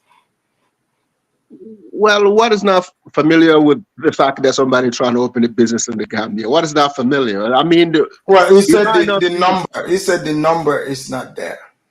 No, I don't. What proof does he have to back that up? There's a lot of people in the Gambia who make more money than people in the Kenya. Some in certain businesses. It depends on what kind of business you want to open, right? Right. So let's be. I mean, like he's talking about as far as your chances, because if it's population, I would think he should recommend people to Nigeria. Nigeria has a lot more people. Absolutely, that's what I'm saying. It's like a consumer-based business that you're trying to open, where you have to go directly to the people to sell your product. He said Kenya has a better infrastructure also. It doesn't matter in terms of business, though. Sometimes it depends on the business. If like people from the West keep saying that, infrastructure. People still fail in Kenya opening businesses, right? Yeah, but like he's talking about like electricity, internet, and paved road, I guess. Yeah, you can have all of that and still fail, like in America. It happens. So let's talk about all the things like picking a country and talking about they have this and they have that. This country doesn't have this and doesn't have that would not make somebody be a successful business. So you're saying those are not relevant? It's relevant, but it's not the end all be all to make a better decision about the way you want to locate your business. I don't think so. You have to be there and see if your business can be catered to that population. If it can be catered, yeah, you can do it. If it cannot be catered, yeah, let's tell her, you don't have internet. some people run business in the Gambia without internet, and they're millionaires, right? Yes, you're right Also, about that. so why do you why does that have to matter? Like, if my business doesn't have anything to do with me having internet, so without Okay. that's the way I'm Oh, looking. I'm not saying it's wrong, but I'm just saying, like, picking, like, hand picking countries just to go there because your chances are more higher than going to certain country in West Africa. I think you're not telling all the information. Do you not give all the information to your audience? I don't think so. that's interesting. Let's bring in Mimi. Mimi, Hey, welcome to the Afrodamus Report. Mimi greetings, is the greetings. Gambian ambassador. I am not the Gambian ambassador. I am for myself, trust me. So, Mimi, what do you I'm not think going to about? stay long because I have to go break my fast. Oh, here we go. Okay. But ask me, I'm listening. So, like, so, for instance, Mimi, don't you think, you know, like, what do you think about O'Shea's video recommending that? He said he wouldn't recommend Gambia to the blacks because, he gave points like infrastructure, business wise, the numbers, and it doesn't fit the lifestyle of, black Americans. Um, I mean, I but still, agree. there is many there. Okay, go ahead. I'm No, listening. listen, I And agree with some of the also, what do you think about the FGM saga? Oh yeah, I'm on this thing.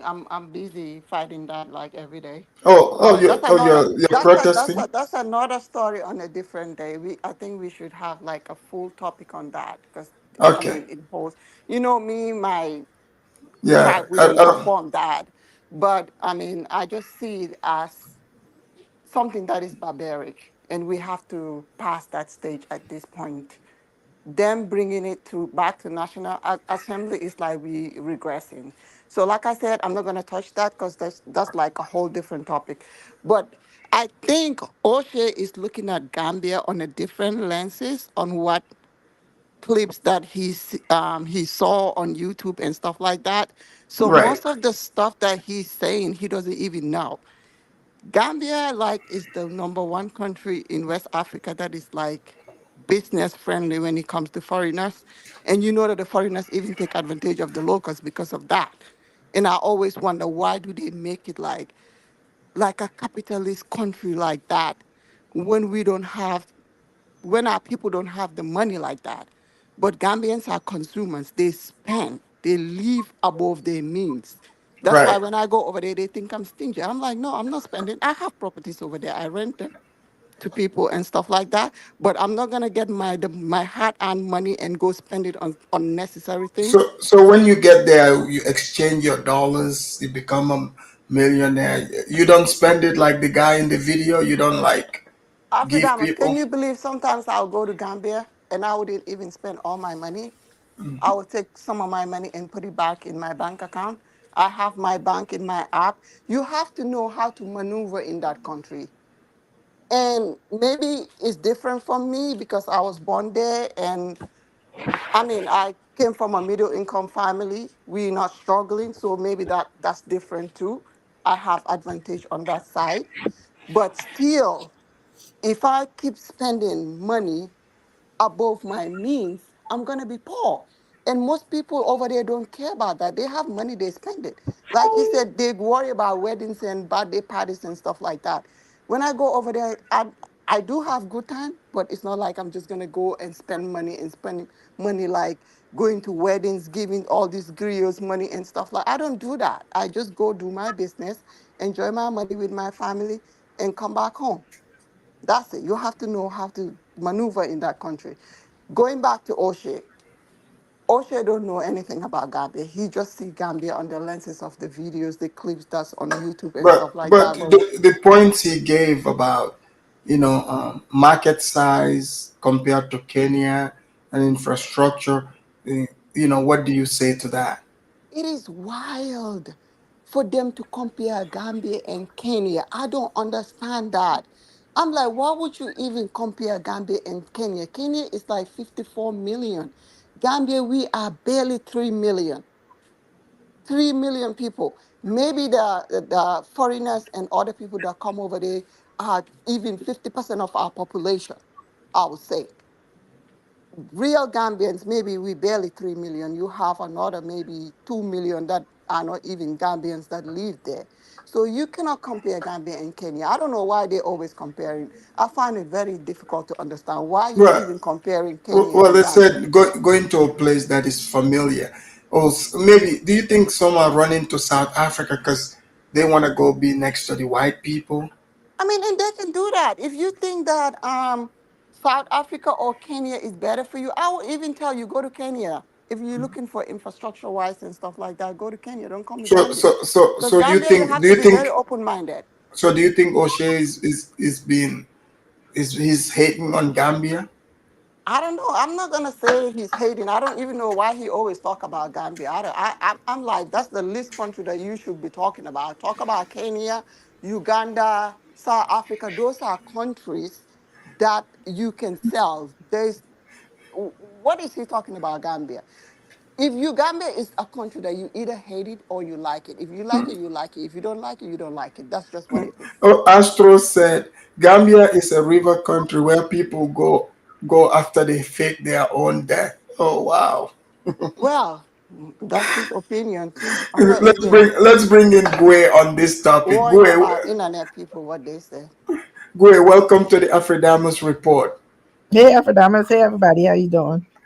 We are well. Gwe, I see that you hit the link. You know, somebody must have said something that you want to correct.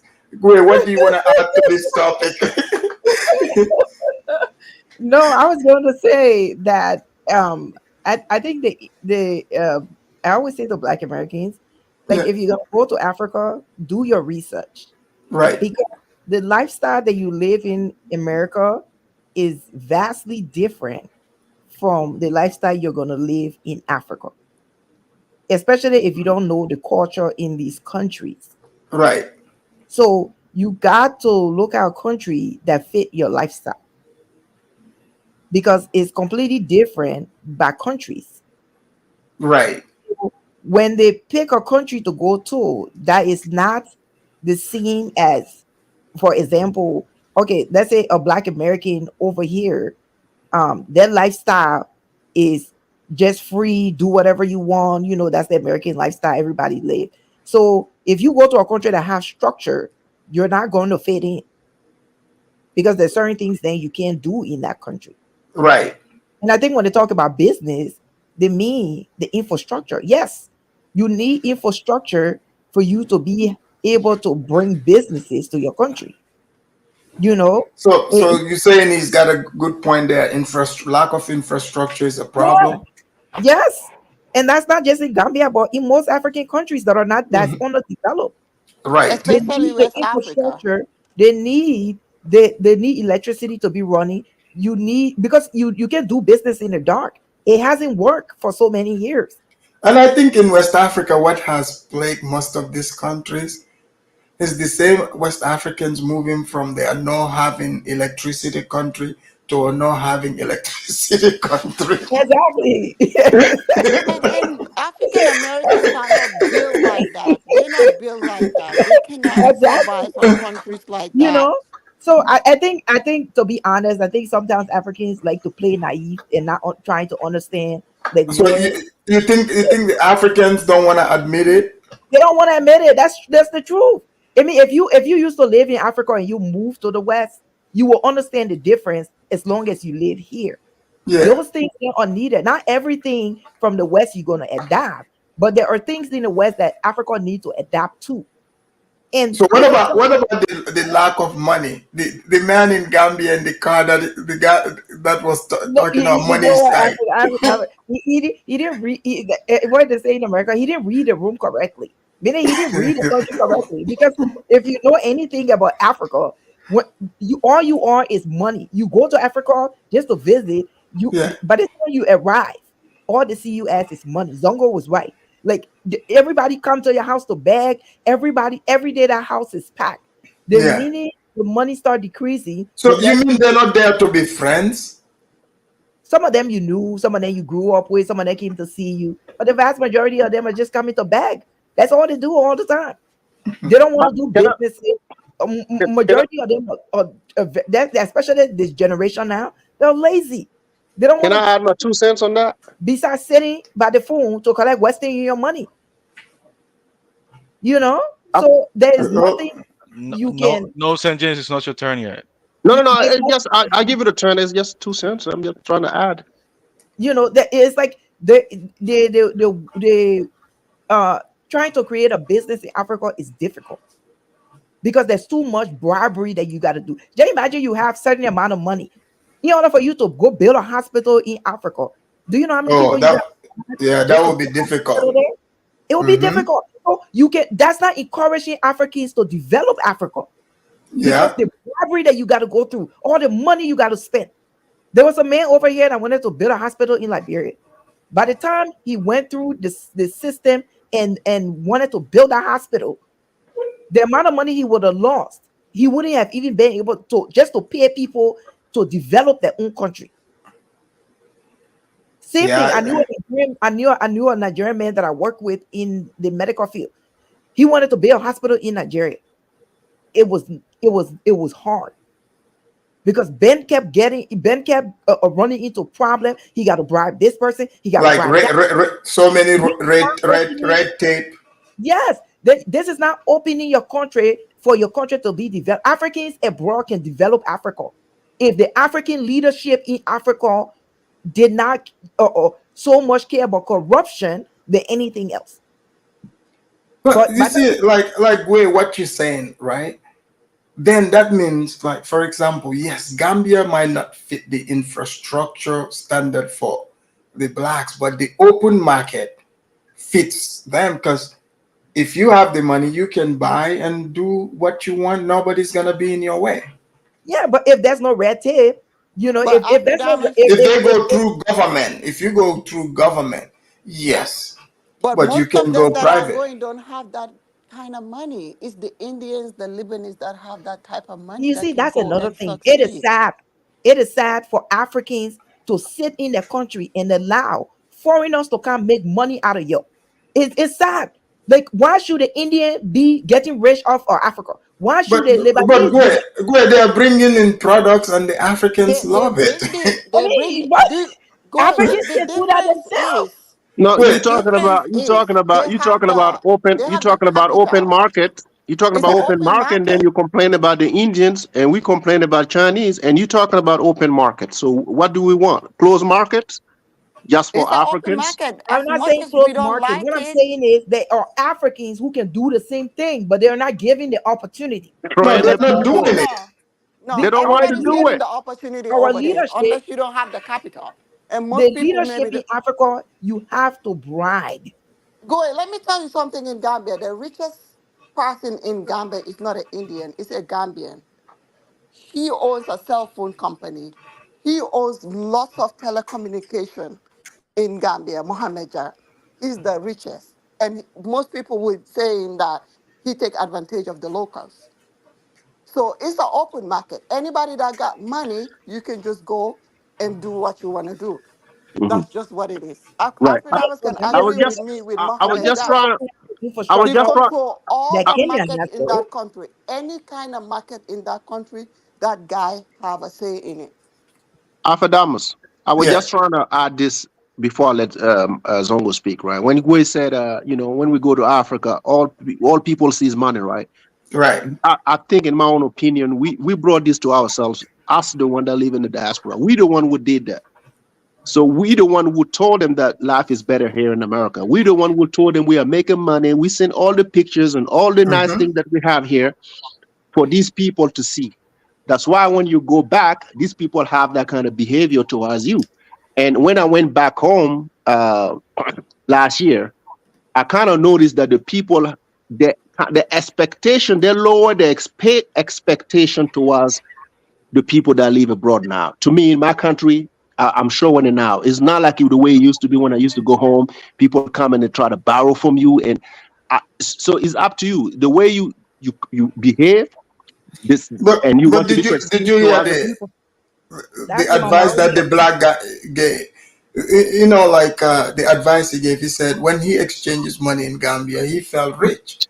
He Yeah. was buying drinks. He was living it up. But he's not That's gonna what do that that's what anymore. we do. We wear nice chain, nice whatever. We want to buy people drink. We want to have party in the house, invite anybody. That's what we used to do. And the people, when they see it, they feel like, okay, we got it easy. Go home.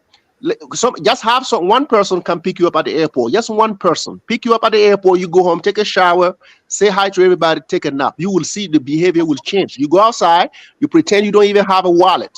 You will see the people will change towards you like in 24 hours. You know, there is no party at the house. When you're leaving, don't do a party. Don't say anything to nobody. You That will is change that. a You will minority of change people. that behavior. That's a minority of people. That's not the majority of people. Be honest. No, Yeah. no, no. But if you learn how to do that, then you will make it better for yourself. That's what I'm saying. But you're nitpicking. You're picking what is. It's the minority of people that does that. The majority of Africa is like that. Mm-hmm. Everybody complain about it. If you work in any type of health facility, if you work in Mhm. any big company, if you work in where Africans work at, we all complain about the same thing. Wait. When you go home, right? When you're in Africa, how people get to come to your compound? You have to open the door for them, or they have to jump the wall. You have to let them in. Okay, so why you let them in then? If they're Yeah, but coming for money. St. James, one of my friends though, one of my friends, he was He's there. very disingenuous. But He give me was that. there. He was there. They were knocking on his gate. He didn't answer. It's supposed to. I don't Alphadamus.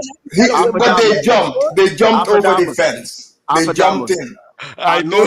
I know I know people in Afidavus was gonna speak crazy, but he said I he know jumped. people in my country, right? I know people in my country. They want you don't even know where they live. They will see you outside. If you call them on the phone, they will meet you outside. They do whatever with you, and they go back home. You ask them where they live. Let's say they live in South Bronx, right? They will Yeah. tell you we live in North Bronx.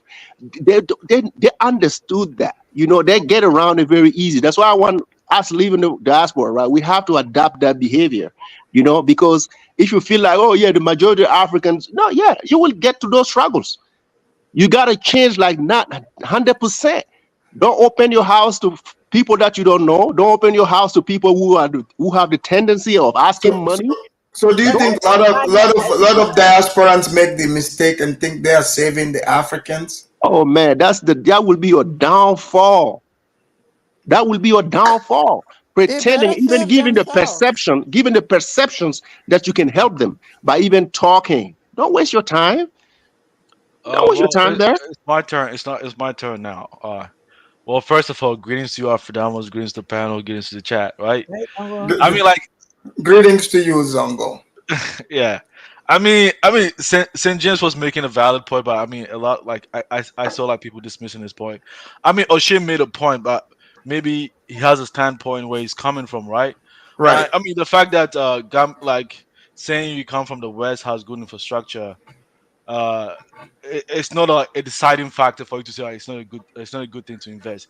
It's just almost like saying like you want to invest in the oil and gas industry. Man, the demand is global. Right. You know, you just know like it just doesn't make sense. Let's say you want to open a lumber manufacturing facility. They have a lot of vegetations over there. I mean, you can just maybe there's a small city over there that can manufacture all the facility. Even here in the U.S., there are certain states that do not have infrastructure, and it wouldn't be a good business decision for you to establish your factories over there. I mean, I don't see why like we are conflating a, a whole issue. I think this whole issue has to be tackled like on case by case basis. You can't just use like, oh, because this country has infrastructure, so that has to be the deciding factor that you have to go invest there. No, it just doesn't make sense. It No, depends on the type of your business. I don't mean you, Afidam. I just no, mean no, you. no, no, no. I'm saying, because if you look at like the video, Yeah. it shows. Yes, you would think like the network, the electricity, even though like the place is small, it's still the network is pretty good. Yeah, exactly. It's I mean, rivaling bigger countries in yeah, yeah. Africa. See, I work on a project like where they wanted to establish a whole factory between Washington State and Oregon, but they chose Washington over Oregon because they felt the infrastructure in Oregon didn't favor them. But it's still the U.S. advanced country, but the infrastructure it doesn't favor them because they will incur more costs in Oregon compared to Washington State. So they chose. So it's just relative from region to region. So you can't just decide that as a deciding factor. They make No, but what do you think about his advice that the blacks should go to Kenya, especially Kenya or Uganda? man. O'Shea is just making. I mean, O'Shea Uganda is not like Kenya. does he understand? He knows that. Uganda is very not somewhere that I would recommend anybody to. Kenya, yeah. Yeah, but does he understand? Mimi, you don't like Uganda? I'm not saying I don't like it, but it's not like as developed as Kenya. Well, I and just South know Africa. the West African vibe is completely different from East Yeah, West Africa. Africa, we are I more mean, underdeveloped. That's I true. mean, Africans. Well, yeah. I mean, when you speak, even when Saint James was speaking, I'm like, I can tell like Saint James has some kind of understanding of business, right? Because you have to look at your demand, your infrastructure, everything Demand, supply, and all that.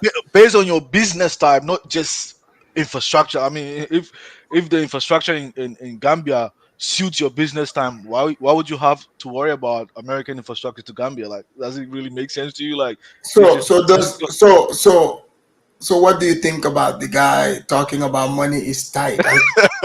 You're man. laughing. After that was, I think you should be doing a little show like that because I like the humor in it, man. He was just like, Money is tight, though. sheesh, man. He repeated that statement for how many times? Like 10 or 15 times. I'm like, Yeah. damn, like, man. See, this is the same mistake a lot of people make. They go back to Africa with this godly mentality that hey, I can save the world, man. In fact, Zongo, I'm gonna do another show because not today, but I'm gonna review a video about Go Black. He said Ghana stole from him, so he's gonna steal back from Ghana. Oh, for real? Oh, for real? Well, We because did a show on that too. I'm seeing now like the repatriation is no longer about saving Africans. They went to reparation. Now some are claiming the African countries stole from them. They're gonna steal back. What do you think about that? Leaving America to Africa, Alpha you haven't heard that one? There was a live that happened 2 weeks ago. They said Africans should be sued. You haven't seen that one? No, sued for what? Oh man, for slavery. For selling them. Yeah, you haven't seen that one? You got to go watch that one. That was the funniest live for 2024, bro. And Afedamus, I wanted to also like chime in on this one too. I mean, I hear a lot of people talking about electricity supply on like we don't have constant electricity supply. But if you want to build a factory, Afedamus, I mean, I've worked on several projects here. Most of these factories they have their own electricity, like they build their own power supply. You know, you use boilers and turbines to build their own. They don't rely on the local utility company to provide electricity for them. No, they don't do that. No, you can also build your own area. Like for instance, that's there's what I a mean. documentary online. You can watch it. Like during the Liberian War, in the middle of it, like Firestone, they have their own area. It's like literally like a little town. They build it just like America, electricity, everything. Like they were giving Charles Taylor $11 million every month. But the white people they came there for business, and I mean they built all kind of things on that land, like golfing. Like the war was on, but they don't even feel anything. Yeah, exactly. See, even I stayed in Missouri State, right? Just in one small city of Springfield, I worked for a utility company as an intern over there, and they have a community-based utility company for the city of Springfield. They produce their own they produce their own power to supply electricity to just the city of Springfield in Missouri alone. If you go to St. Louis, they have a whole different utility company. But Zongo, another issue. You think if the blacks do that, let's say in Ghana, the Ghanaians wouldn't be envious and jealous?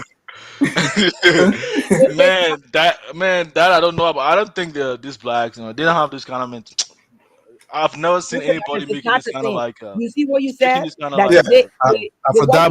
Allow Gwe for a second. The white people had to pay Chastain $11 million. How many people in Africa got that kind of money to pay to the government to be able to build their own infrastructure without you trying to bribe the government trying to go to them. You're not gonna just go set up shop in any African country without the government say so. It's not going to happen.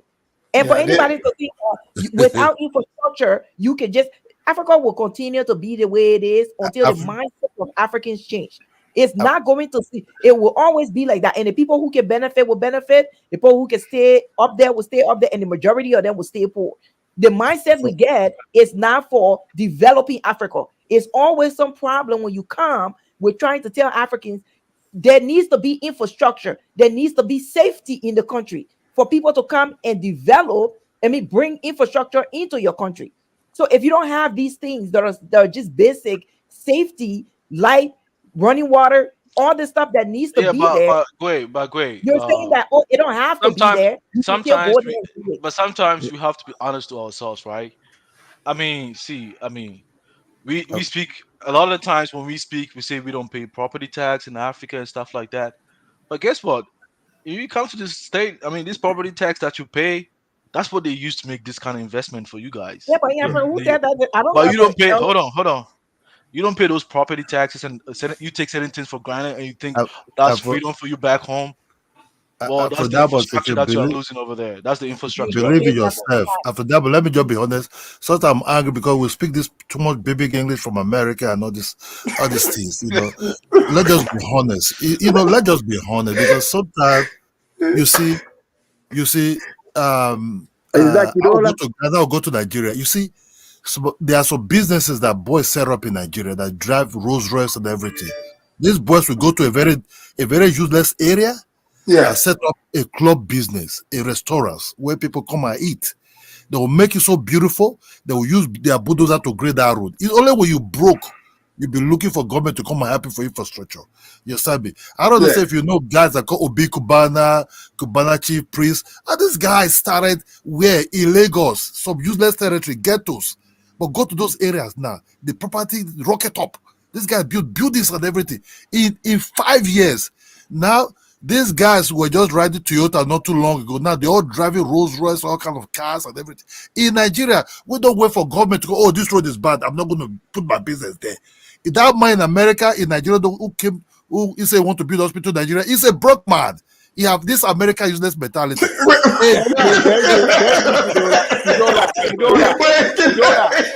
you. Go ahead.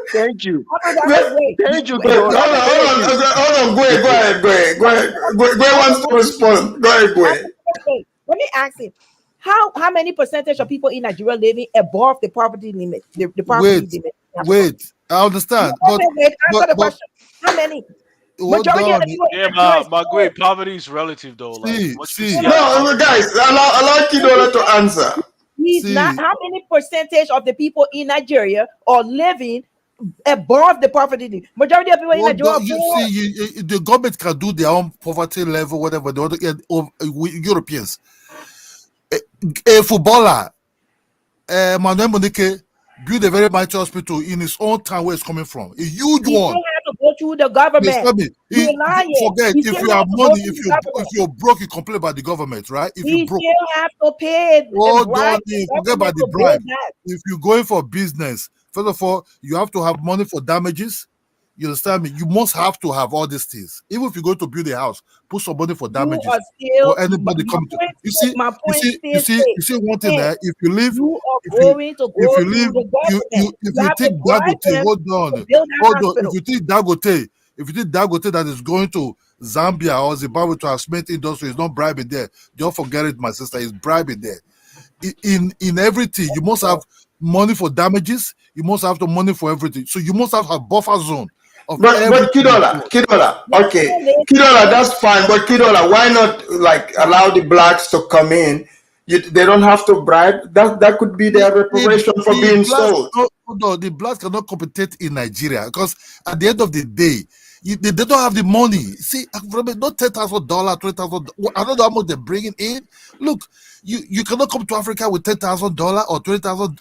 I don't hope so. Not. No, but $20,000, 10,000, 20, that can stretch you a long while in most of these countries. The exchange rate. You must have to have. Look, you must have to be like the Indians. Don't speak for the ballers though. Alpha Damas, the lifestyle The that blacks some of these cannot people survive have in that. America with 10K or 20K is not going to stretch, man. That's nothing. These You people know, spend that money. for you to get the I'm saying to get your foot in the door. Alpha Damas, how many people we talk to you in Africa, right?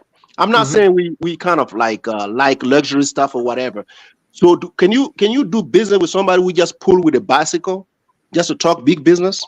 No, like you go to Africa, you gotta drive a car. You gotta have a car. Like the business people, they want to see you doing good with money. I'm not saying be flashy with it, but they want to see some level of, this guy is fine to invest with him. Though you go to Africa, like some of the Westerners, they go to Africa. I mean, it shows that they don't have that kind of ties that the people would like to see. Like, let's say you're renting as a businessman, you're renting, St. James, which is good, but on the long term, like our locals, right? They look at you like, oh wow, these guys can cut and run tomorrow. If you are there 5 years, 6 years, 7 years, St. people James, look at. they don't use your car to determine if they should invest in your I'm stock. not saying use your car. I'm just giving you an example. How many people will talk to you if you just ride the bus? Man, you gotta look at the balance sheet, man. That's the best way to look. No, James, the truth. For that, let me be honest to you. If you come from overseas, right, you have a calculated money in your in your pocket. That means calculated money you spend maybe for a month or 2 months. Guys that are living in the country, right, who are doing big business, who are making business, they don't have calculated money, so their money is very long. The money you bring from Europe or America is being calculated. You understand me? You calculate, okay, I'm coming to stay 1 month. I will spend this money here. I will spend that money here. Then after maybe 2 weeks or 3 weeks, the money is getting dry. You're now looking closer. You're now moving closer to the airport. You know what I'm saying? So that's when you start, brothers start making video and saying money is tight. No. They will start dissing. They will start dissing the country. That's the go-to. No, you can't do business here. I got robbed. People took my money. No, you can't with 5,000. My land. They're trying to take my land from me. Yeah. You're trying to take my land. My cook is stealing from me. My driver is taking my drawers. So that's what happens. If you check a guy in Kenya called Maru, I don't want to mention a Kenya YouTuber, right? That built a very beautiful house. But do you know what he did? That guy be going to United States, be going to everywhere, but he refused to have a black American as a girlfriend. Guess who? Wait, he said because he refused to do what? The guy, he refused to have black America as a girlfriend, but guess who he brought in? He brought in, I forget, a kind of Indian-looking type of a lady, right? That lady's hands is dirty. It's going towards the horse. Always thinking about. Hold on. The girl brought a ranch, right? India girl brought a ranch. You understand me?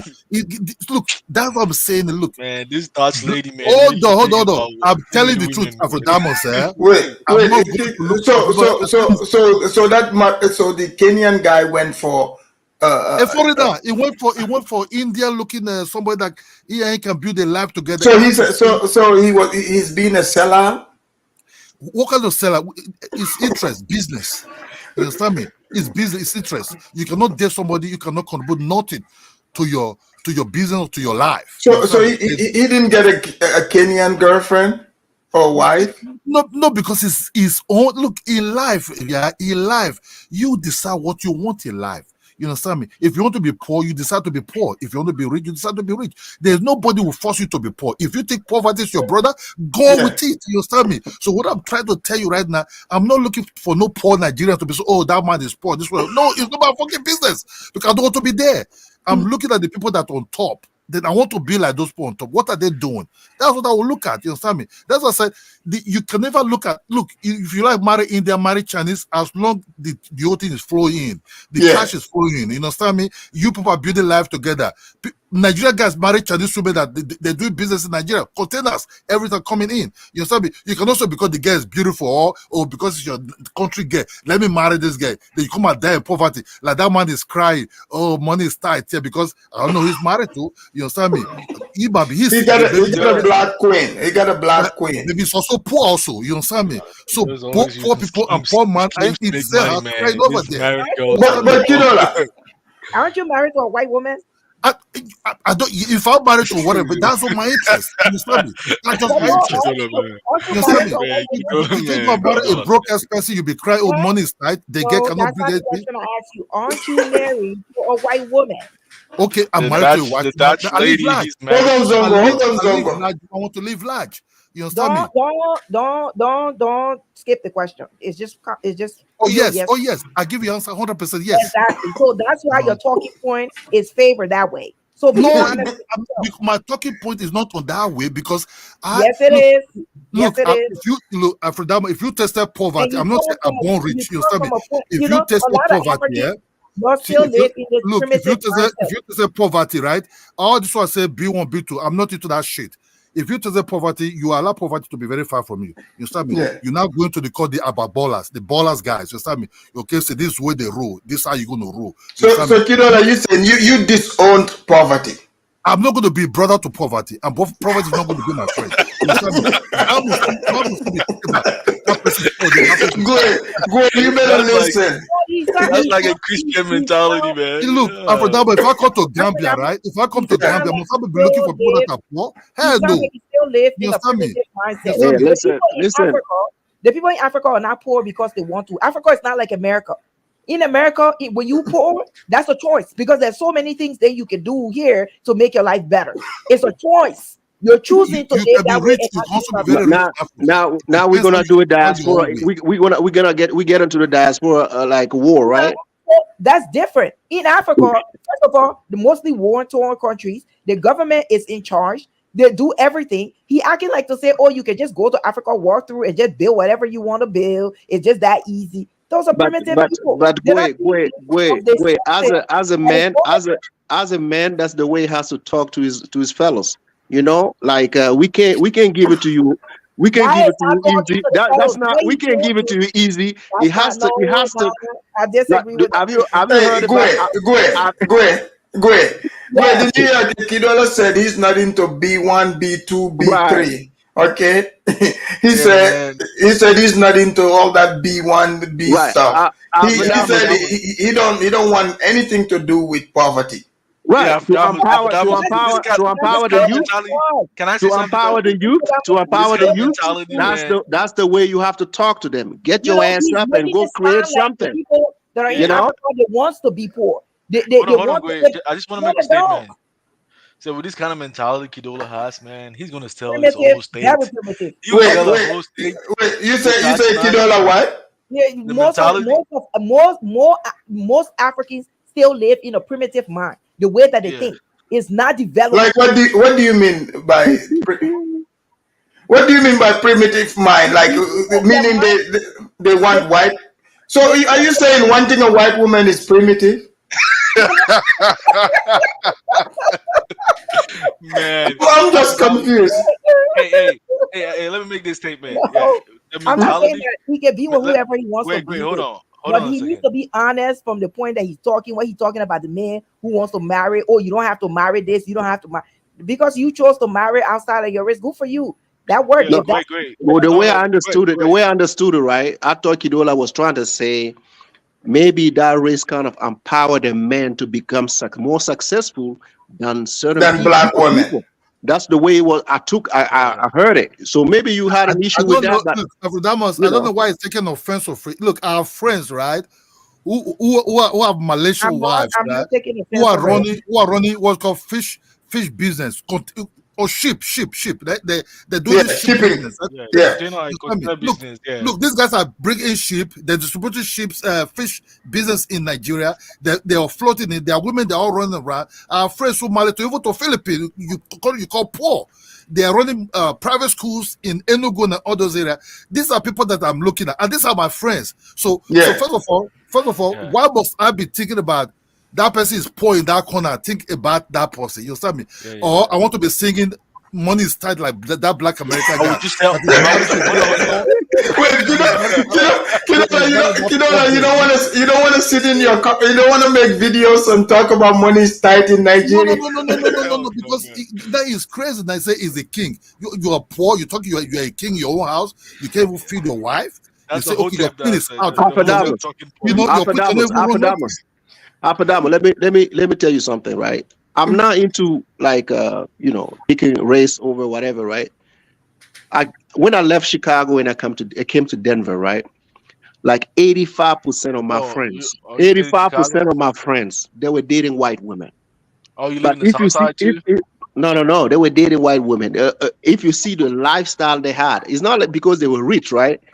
The things they were enjoying, the access they had, compared to dating the other side, you can see the split, And I was struggling with it. I was like, okay, the way they were talking to me, and it's not because they didn't want to date Africans or African American, whatever the case may be, but the access, the ease of really navigating towards the system here in America was so easier for them, So they were kind of enjoying that, and for me, that didn't even step into that. I was having a hard time understanding So that. so what I'm getting here is is the slogan "Snow Bunny forever, black woman never." Well, yeah. Snow Bunny forever, black woman never. Is that what I'm hearing? We're gonna struggle with that, but Don't lie on me. Don't lie on me. Listen, I'm being honest, right? Like for most African in America, I'm being honest with you. Let's be honest with one another. For the ones that live in America, you get your white girlfriend, you will be good. You will be good because trust me, you will be. Listen, I'm not saying. I'm saying in general. I'm saying in general, you will be good. Look, from the time I came to America, to be honest, from the time I came to the US in 2000, I lived in Philadelphia for a year, and then I moved to Michigan. I have never, when I tell you, I have never lived in the hood. I've always lived in white community. I went to white school. The school I went to, I was the only black person in my high school. Yeah. So all my friends, majority of my friends are white. I don't care about that. I don't care who you marry. But when you have a talking point that favor your choice of relationship that you picked and want to push on everybody, most the Liberians that we have, because in Minnesota here I moved. In Minnesota here, we have a huge Liberian population. The most of the Liberians here, first of all, they live in other cities. They're doing very well for themselves. Now you got the degenerate ones who running out doing things that they ain't supposed to be doing in the first place. So I don't care about these ones. But most foreigners, Africans that come to the country, they live very good if they work hard. I live in a rural area in Minnesota. Rural area. You're not addressing the point though. So No. She said it though. She said you are projecting your experience. No. We're talking about race relation. You said you live with them. That's what. Okay, that's a No. response. You're not talking about being with them. You're talking about living alongside them. You're not talking about being with them. Compare the two. Compare the two. Being with them, the black, and being with the white. Compare the two like that. You're not listening. What I'm saying is most of the Africans are married to other Africans that are living very good. So that's what I'm saying. I never denied that. I never said that that's not what they're doing.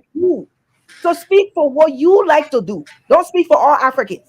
I'm not speaking for all Africans. What you are saying, I'm now also showing that in Denver. So you can speak for you because that's what you are saying. I'm showing something different. What I'm trying to tell you is, I'm not married to a white woman. I'm just telling you when I left Chicago, which is a black city, compared to me coming to a whiter city. I'm trying to give you that contrast. I'm not saying Africans are not being happier or wealthier with the other.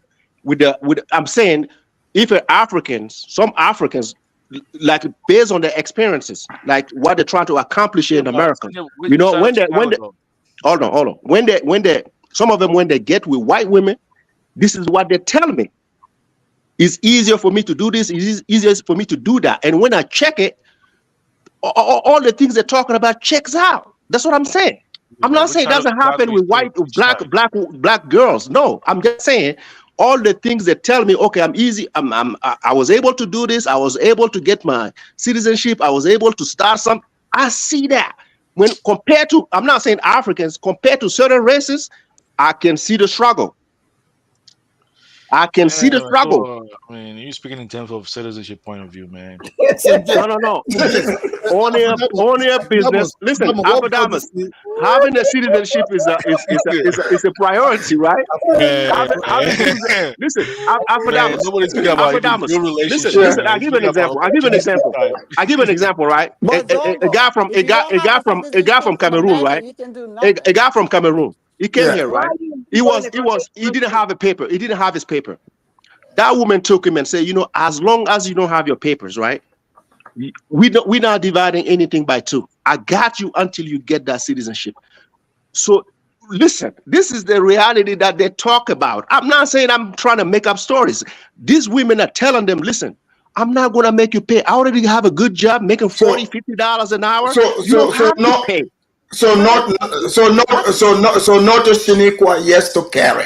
Shaniqua would never do that. Shaniqua would tell you that you go and clean the window for a very long time. That's what I'm trying to tell you. This woman would tell you the window for a very long time. Wait, Kidola, wait, hold on. Kidola, you said cleaning, doing what? With Shaniqua, you will clean the window, you'll be mopping the house and vacuuming inside the house for a very long time, and still will be kicking you out to the snow. You Absolutely. Yeah, but this is not a genuine conversation, though. This is not a genuine conversation about relationship. Okay. What I'm trying to mean, Afrodama, is I'm trying to say, like, if they want to come to Africa, they have to have the mindset like the Indians. You understand me? They have to have the mindset like the Chinese. It's not about the Chinese are coming to Africa. They don't think about the infrastructures. They just come and make business. But this is Chinatown. You understand me? If Black Americans, because they can have African DNA in them, but they're not really Africans like that. You know, but you're speaking about them in generality. Hold on. I'm not speaking about them generally. In general, they're not Africans, though. You hear that every day. Culturally, they're not Africans. Culturally, so that's not general. That's not general. When they say they're not Africans, that's general. That's general. So basically, you're doing to them what they're doing to you. So then why? No. That's what they said to us. They're not Africans. Some think they're Africans. That's like a 1%er. Afrodamus in America here. Beside YouTube, Afrodamus in general, African American will tell you I'm African. They will tell you that. No. Culturally, they're not Africans. They cannot eat the food they eat, the way they grow. They are not. So they are not really Africans. Why would that bother you? It doesn't bother me. It doesn't bother me. Why would that bother me if somebody tells me he's African or he's not? Guys, one mic. Where's she from? I'm not looking for somebody that. Hold on, guys. One mic. Kidola, you were asking. Where's she from? She's very, very aggressive, man. She's attacking people left to right. No, she's not. I don't think she is. I think she's. What we're talking about is this. They're not really. You can call them continental Africans. They might have African DNA, but they are culturally they're not Africans. The way they think, the way they move, is not African style. They can survive. They don't have the endurance to survive Africa like that. You understand me? So what we're saying, just to the opinion, they have to have the mindset like the Indians and the Chinese. Kidola, what about the ones surviving, in Gambia and in Ghana and other places? Okay, yeah, good for them. But we can see this YouTube, the way they say they don't have special cookies. Some of them are saying that the customer service. Some are saying all kind of things. You understand me? You know what I mean? So let me assume I live in Nigeria. Be that Africa, I am. I can go and live in Ghana. Wake up and say, okay, take my stick and put it in my mouth and start cleaning my teeth. You understand me? So because I live in Africa, I know the way Africa is, you understand me? So what I'm trying to say is, if they want to come, because of their mentality, the way they live in a country be dominated by white, so their mind is also like white, you understand me? So what you have to think about, come in, think like the Chinese and the Indians, or even think like your own white people you live, because in this African countries, there are a lot of white people in these countries, you understand me? Making business, doing other things. The Chinese can survive in Africa because China is poor. The Indian can survive in Africa because we all have the same mindset because of the countries we come from.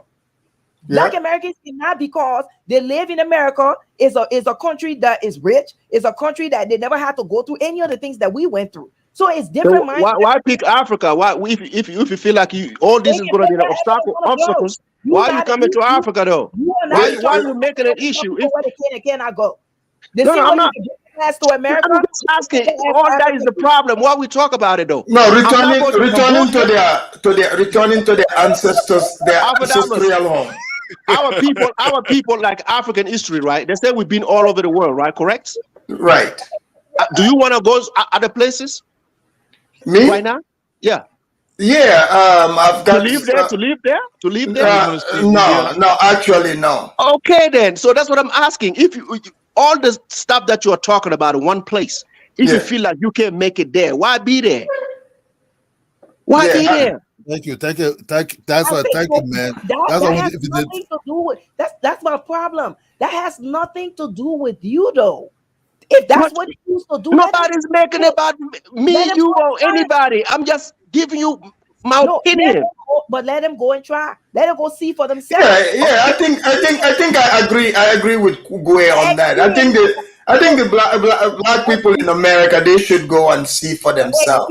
Okay. Do they see what we're not talking about here, or did they see something that we dismissed? Some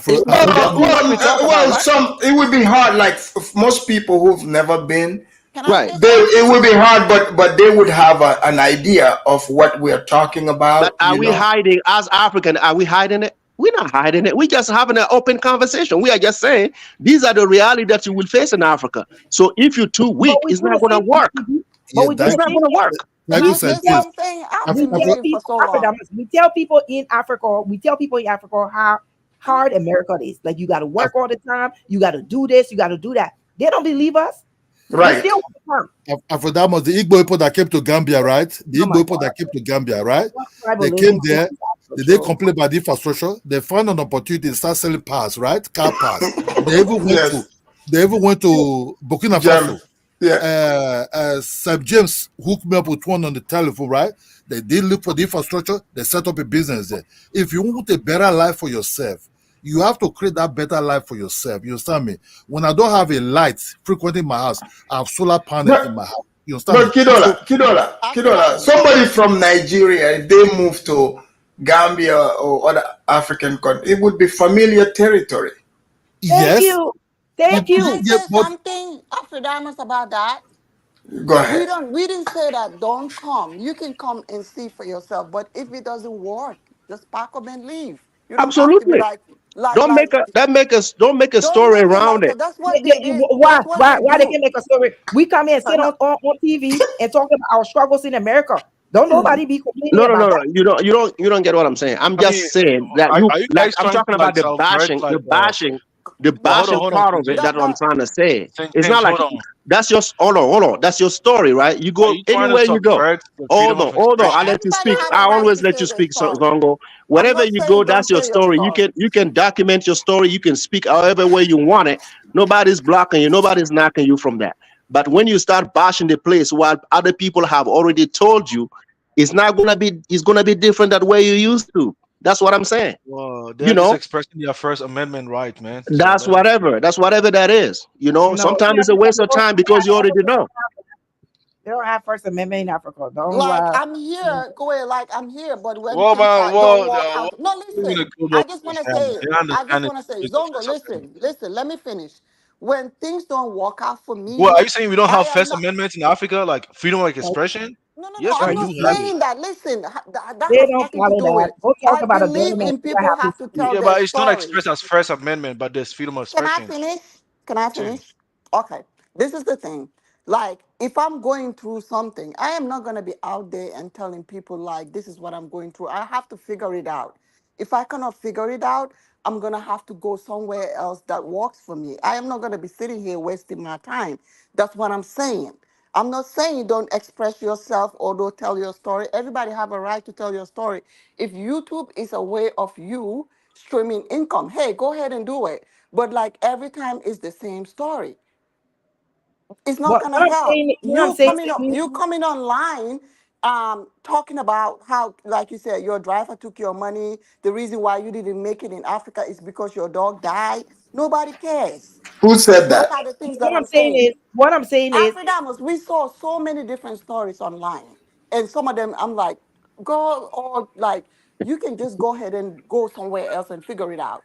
It doesn't have to be all that. Yeah, but Mimi, you understand now. They were born and raised in America. Yeah, they've been taught to be very vocal.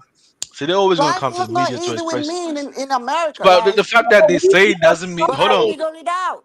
I The figured fact it that out. they are venting about their experience doesn't mean you have to take them seriously. They are just expressing their First Amendment yes, right.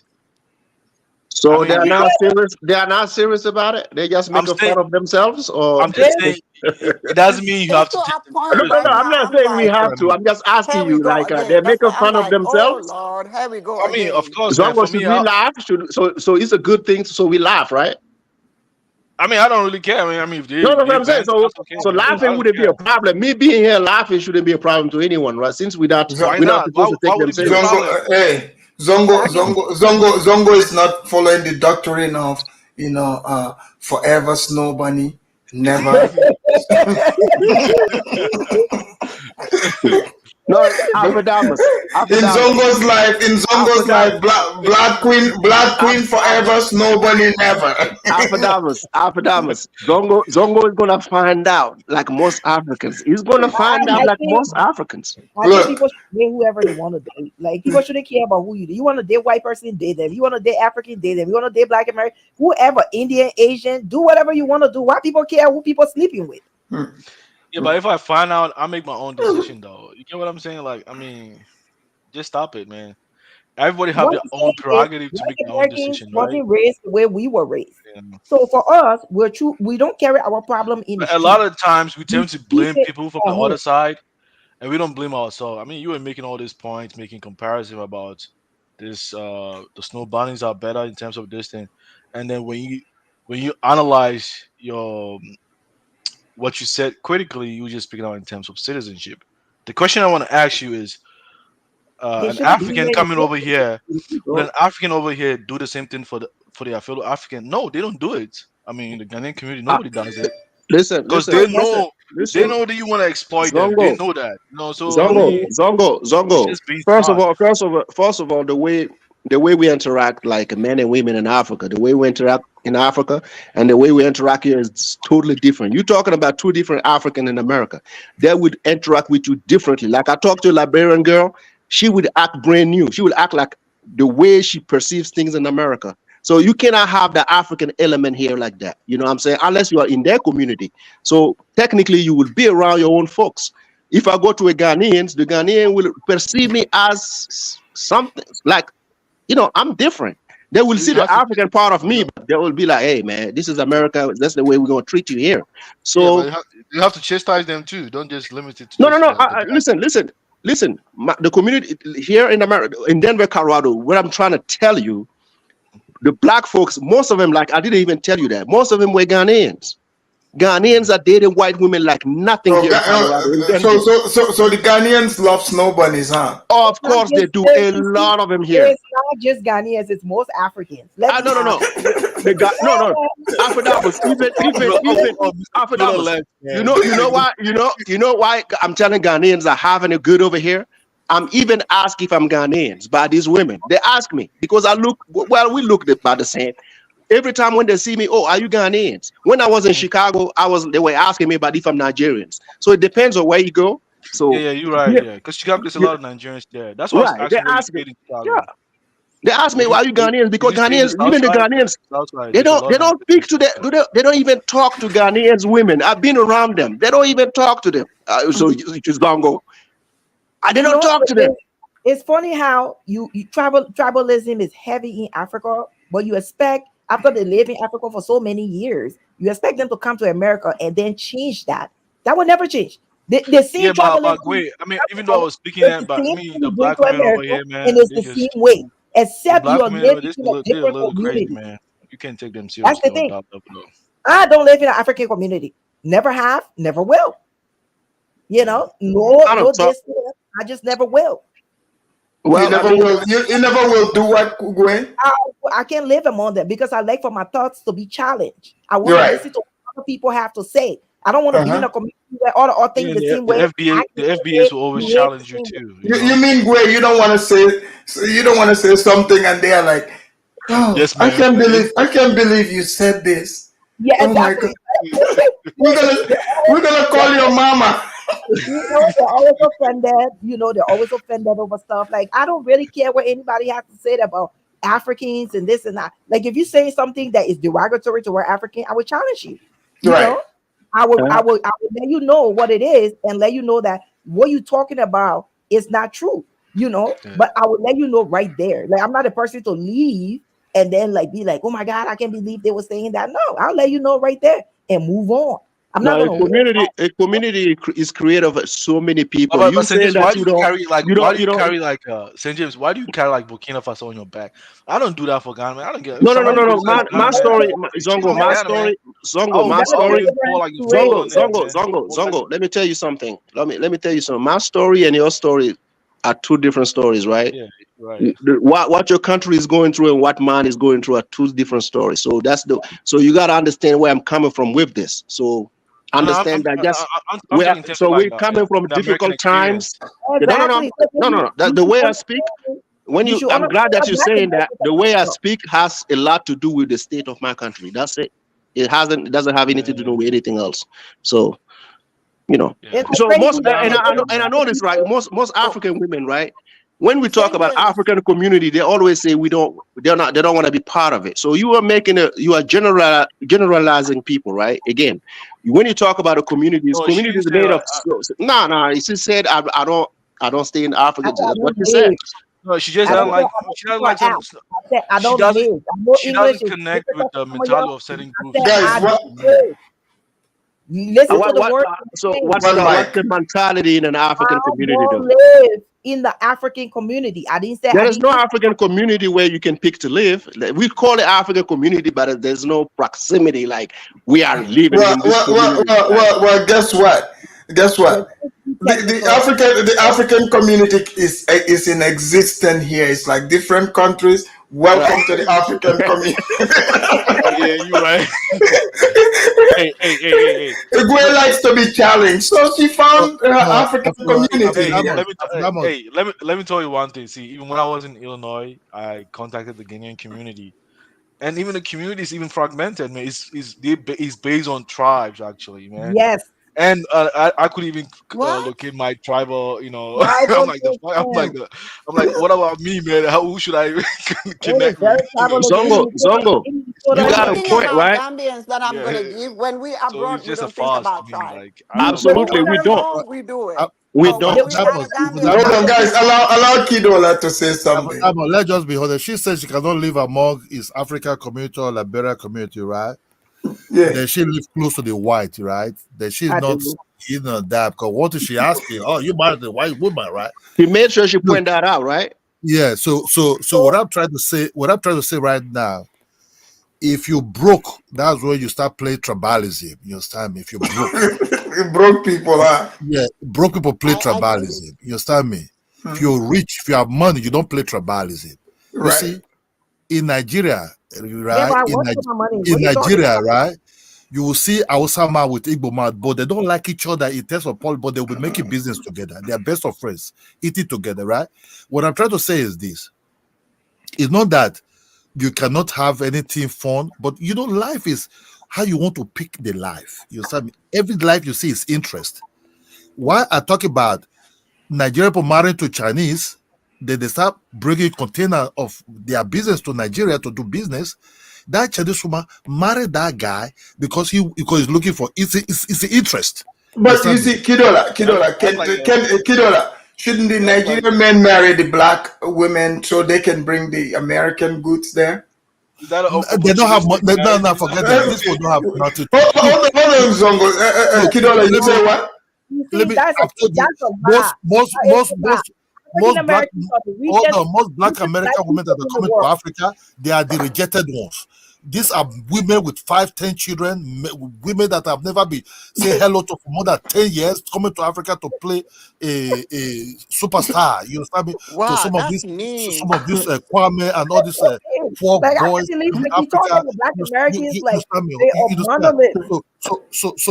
So you they don't have money. They don't have money to contribute to your life. That's what they cannot meet with the big boys. You understand me? They only go on with this poor boy. They can pay 1-bedroom apartment for 1 room and the society watching and all these things. You understand me? You know, the guy is being cheated because this woman have nothing to offer you.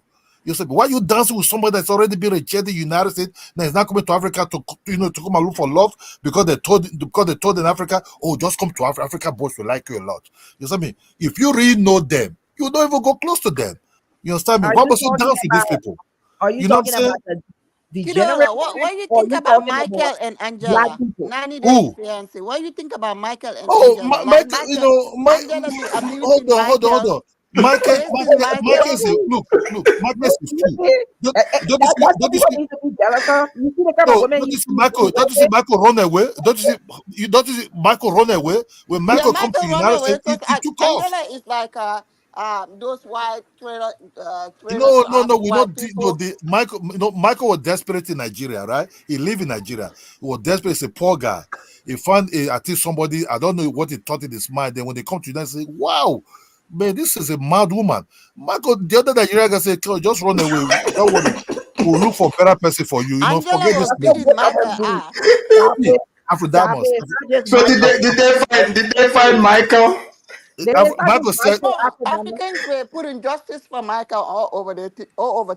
is not that is just what they do. That I guess not Michael just said, there's a Afrodamus, lot Michael of them said that his run life away is in from white danger. people after they get to Afrodamus, if you bring in Black America, look, everybody say, oh, love, be one love, or what that was coming of love. You saw me, I live in Nigeria for that, but So Kido, you don't think B1 love is gonna work? no, Afrodamus, let me tell you one thing that in Nigeria, right, when I was a young man, right, I approached one girl. What the girl told me was shock. He said, who are you talking to? Human beings are talking, spirit is speaking. I swear to So God, I was who shocked. is the spirit? That girl come in spirit. Then guess what? After 10 years, right? Was she Nigerian? A Nigerian girl from my own trans girl. She said, who are you talking? She said, you must be a spirit. Yeah, it could be a spirit. I was shocked. So what I did, I moved away, right?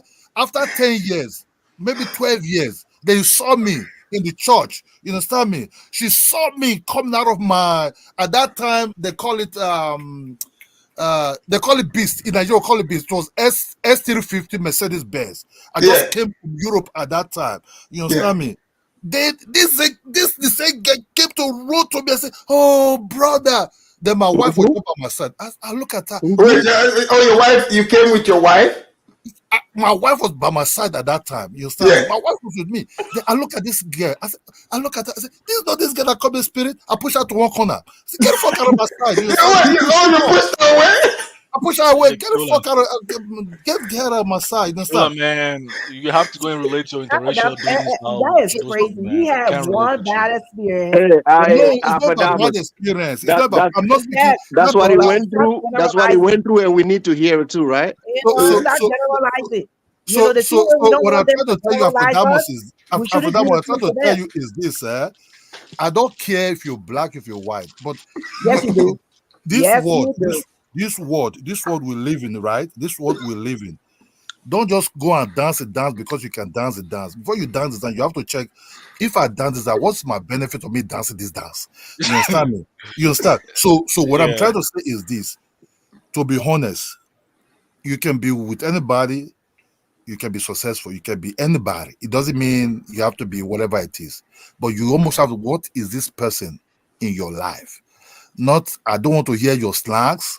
I don't want to hear your activeness, what they call Black Lives Matter, whatever that nonsense are about. Or what I want to hear is, how can I better my life? Wait, you don't want to hear about black people's life being improved? Every life is being improved. Every life. Afrodamus, you live in America, right? Right. How many female will take a chance with you if you're broke? Nobody. Well, I mean, Let's be honest. Let's talk honest talk, man. How many like you live in the West here? How many will take a chance with you at a certain age when you don't have it going? How many will even stop by and check your story? Like, hey, I is it a don't know guy I about can talk African to you? Americans, but I know a lot Wait, of wait. African I Americans get you. who I'm have done talking to that. Afrodamus. Let's talk about men's. We talk about. Let's do well, men talk. well, I, you know, In America, I've I'm been, not talking about African women. I'm talking about America here. You well, ain't got I it. mean, You don't have a. You don't have a back in the house in your days, name. You don't have an apartment. You have nothing. You struggling. How many will take a chance with you in What general? do you mean? Like, what do you mean struggling though? What do you mean exactly? Like, Let's say you lost your job, you lost your business, you have nothing going for yourself. well, I guess at that time you don't have any business looking for What? a woman. No, I'm not saying looking for women. Like, but you, whether you struggle or not, I'm not saying you're going out looking for women, right? what But about me though? Like, no, I'm St. talking James, about you. St. You James. didn't hear me. You didn't hear me. I say, how many female would try to listen to your story, not date you? Very few. Listen to your Yeah, story. yeah, very few. Very few. That's true. Okay. You none. I would lock the door against you No, very, they very have tight. like they have like females that that would consider you like pookies. They'll How do you take care think of They these you. will boys in call Europe you a survive? bum, a How do you think these loser. boys They will in Europe call Yeah, you a yeah, survive? nobody. You a square. Just yeah. listen to your story, just to know is this guy just on his bad luck? He's a No, good man. It's but there are a lot of pookies that have girlfriends, you know. Epidemics. The culture is a little twisted. Some women whatever area we're talking about, they're like Pookies in there. Pookie doesn't have to have a job. Like you remember the comedian, right? Pookie has to know how to put it down too. So don't forget that part. Exactly. He has That, to be cute.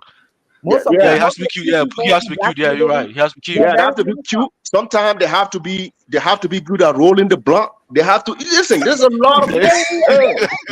That's what the majority That's of them, definitely true. of No, their, but in the most majority cases, of like them are handsome. That's why they no, go for them. It's not because they in can roll most a cases, blunt or he anything. has It's to be because cute. they're He has to be cute. cute. He They has to got dress swag like a or suit whatever the guy. hell they be looking for in them, knowing that they're not gonna take their life anywhere. That's what they go for. So absolutely. you're African and you are very handsome. You're dark skinned chocolate man. You're good looking. You can get the same thing too.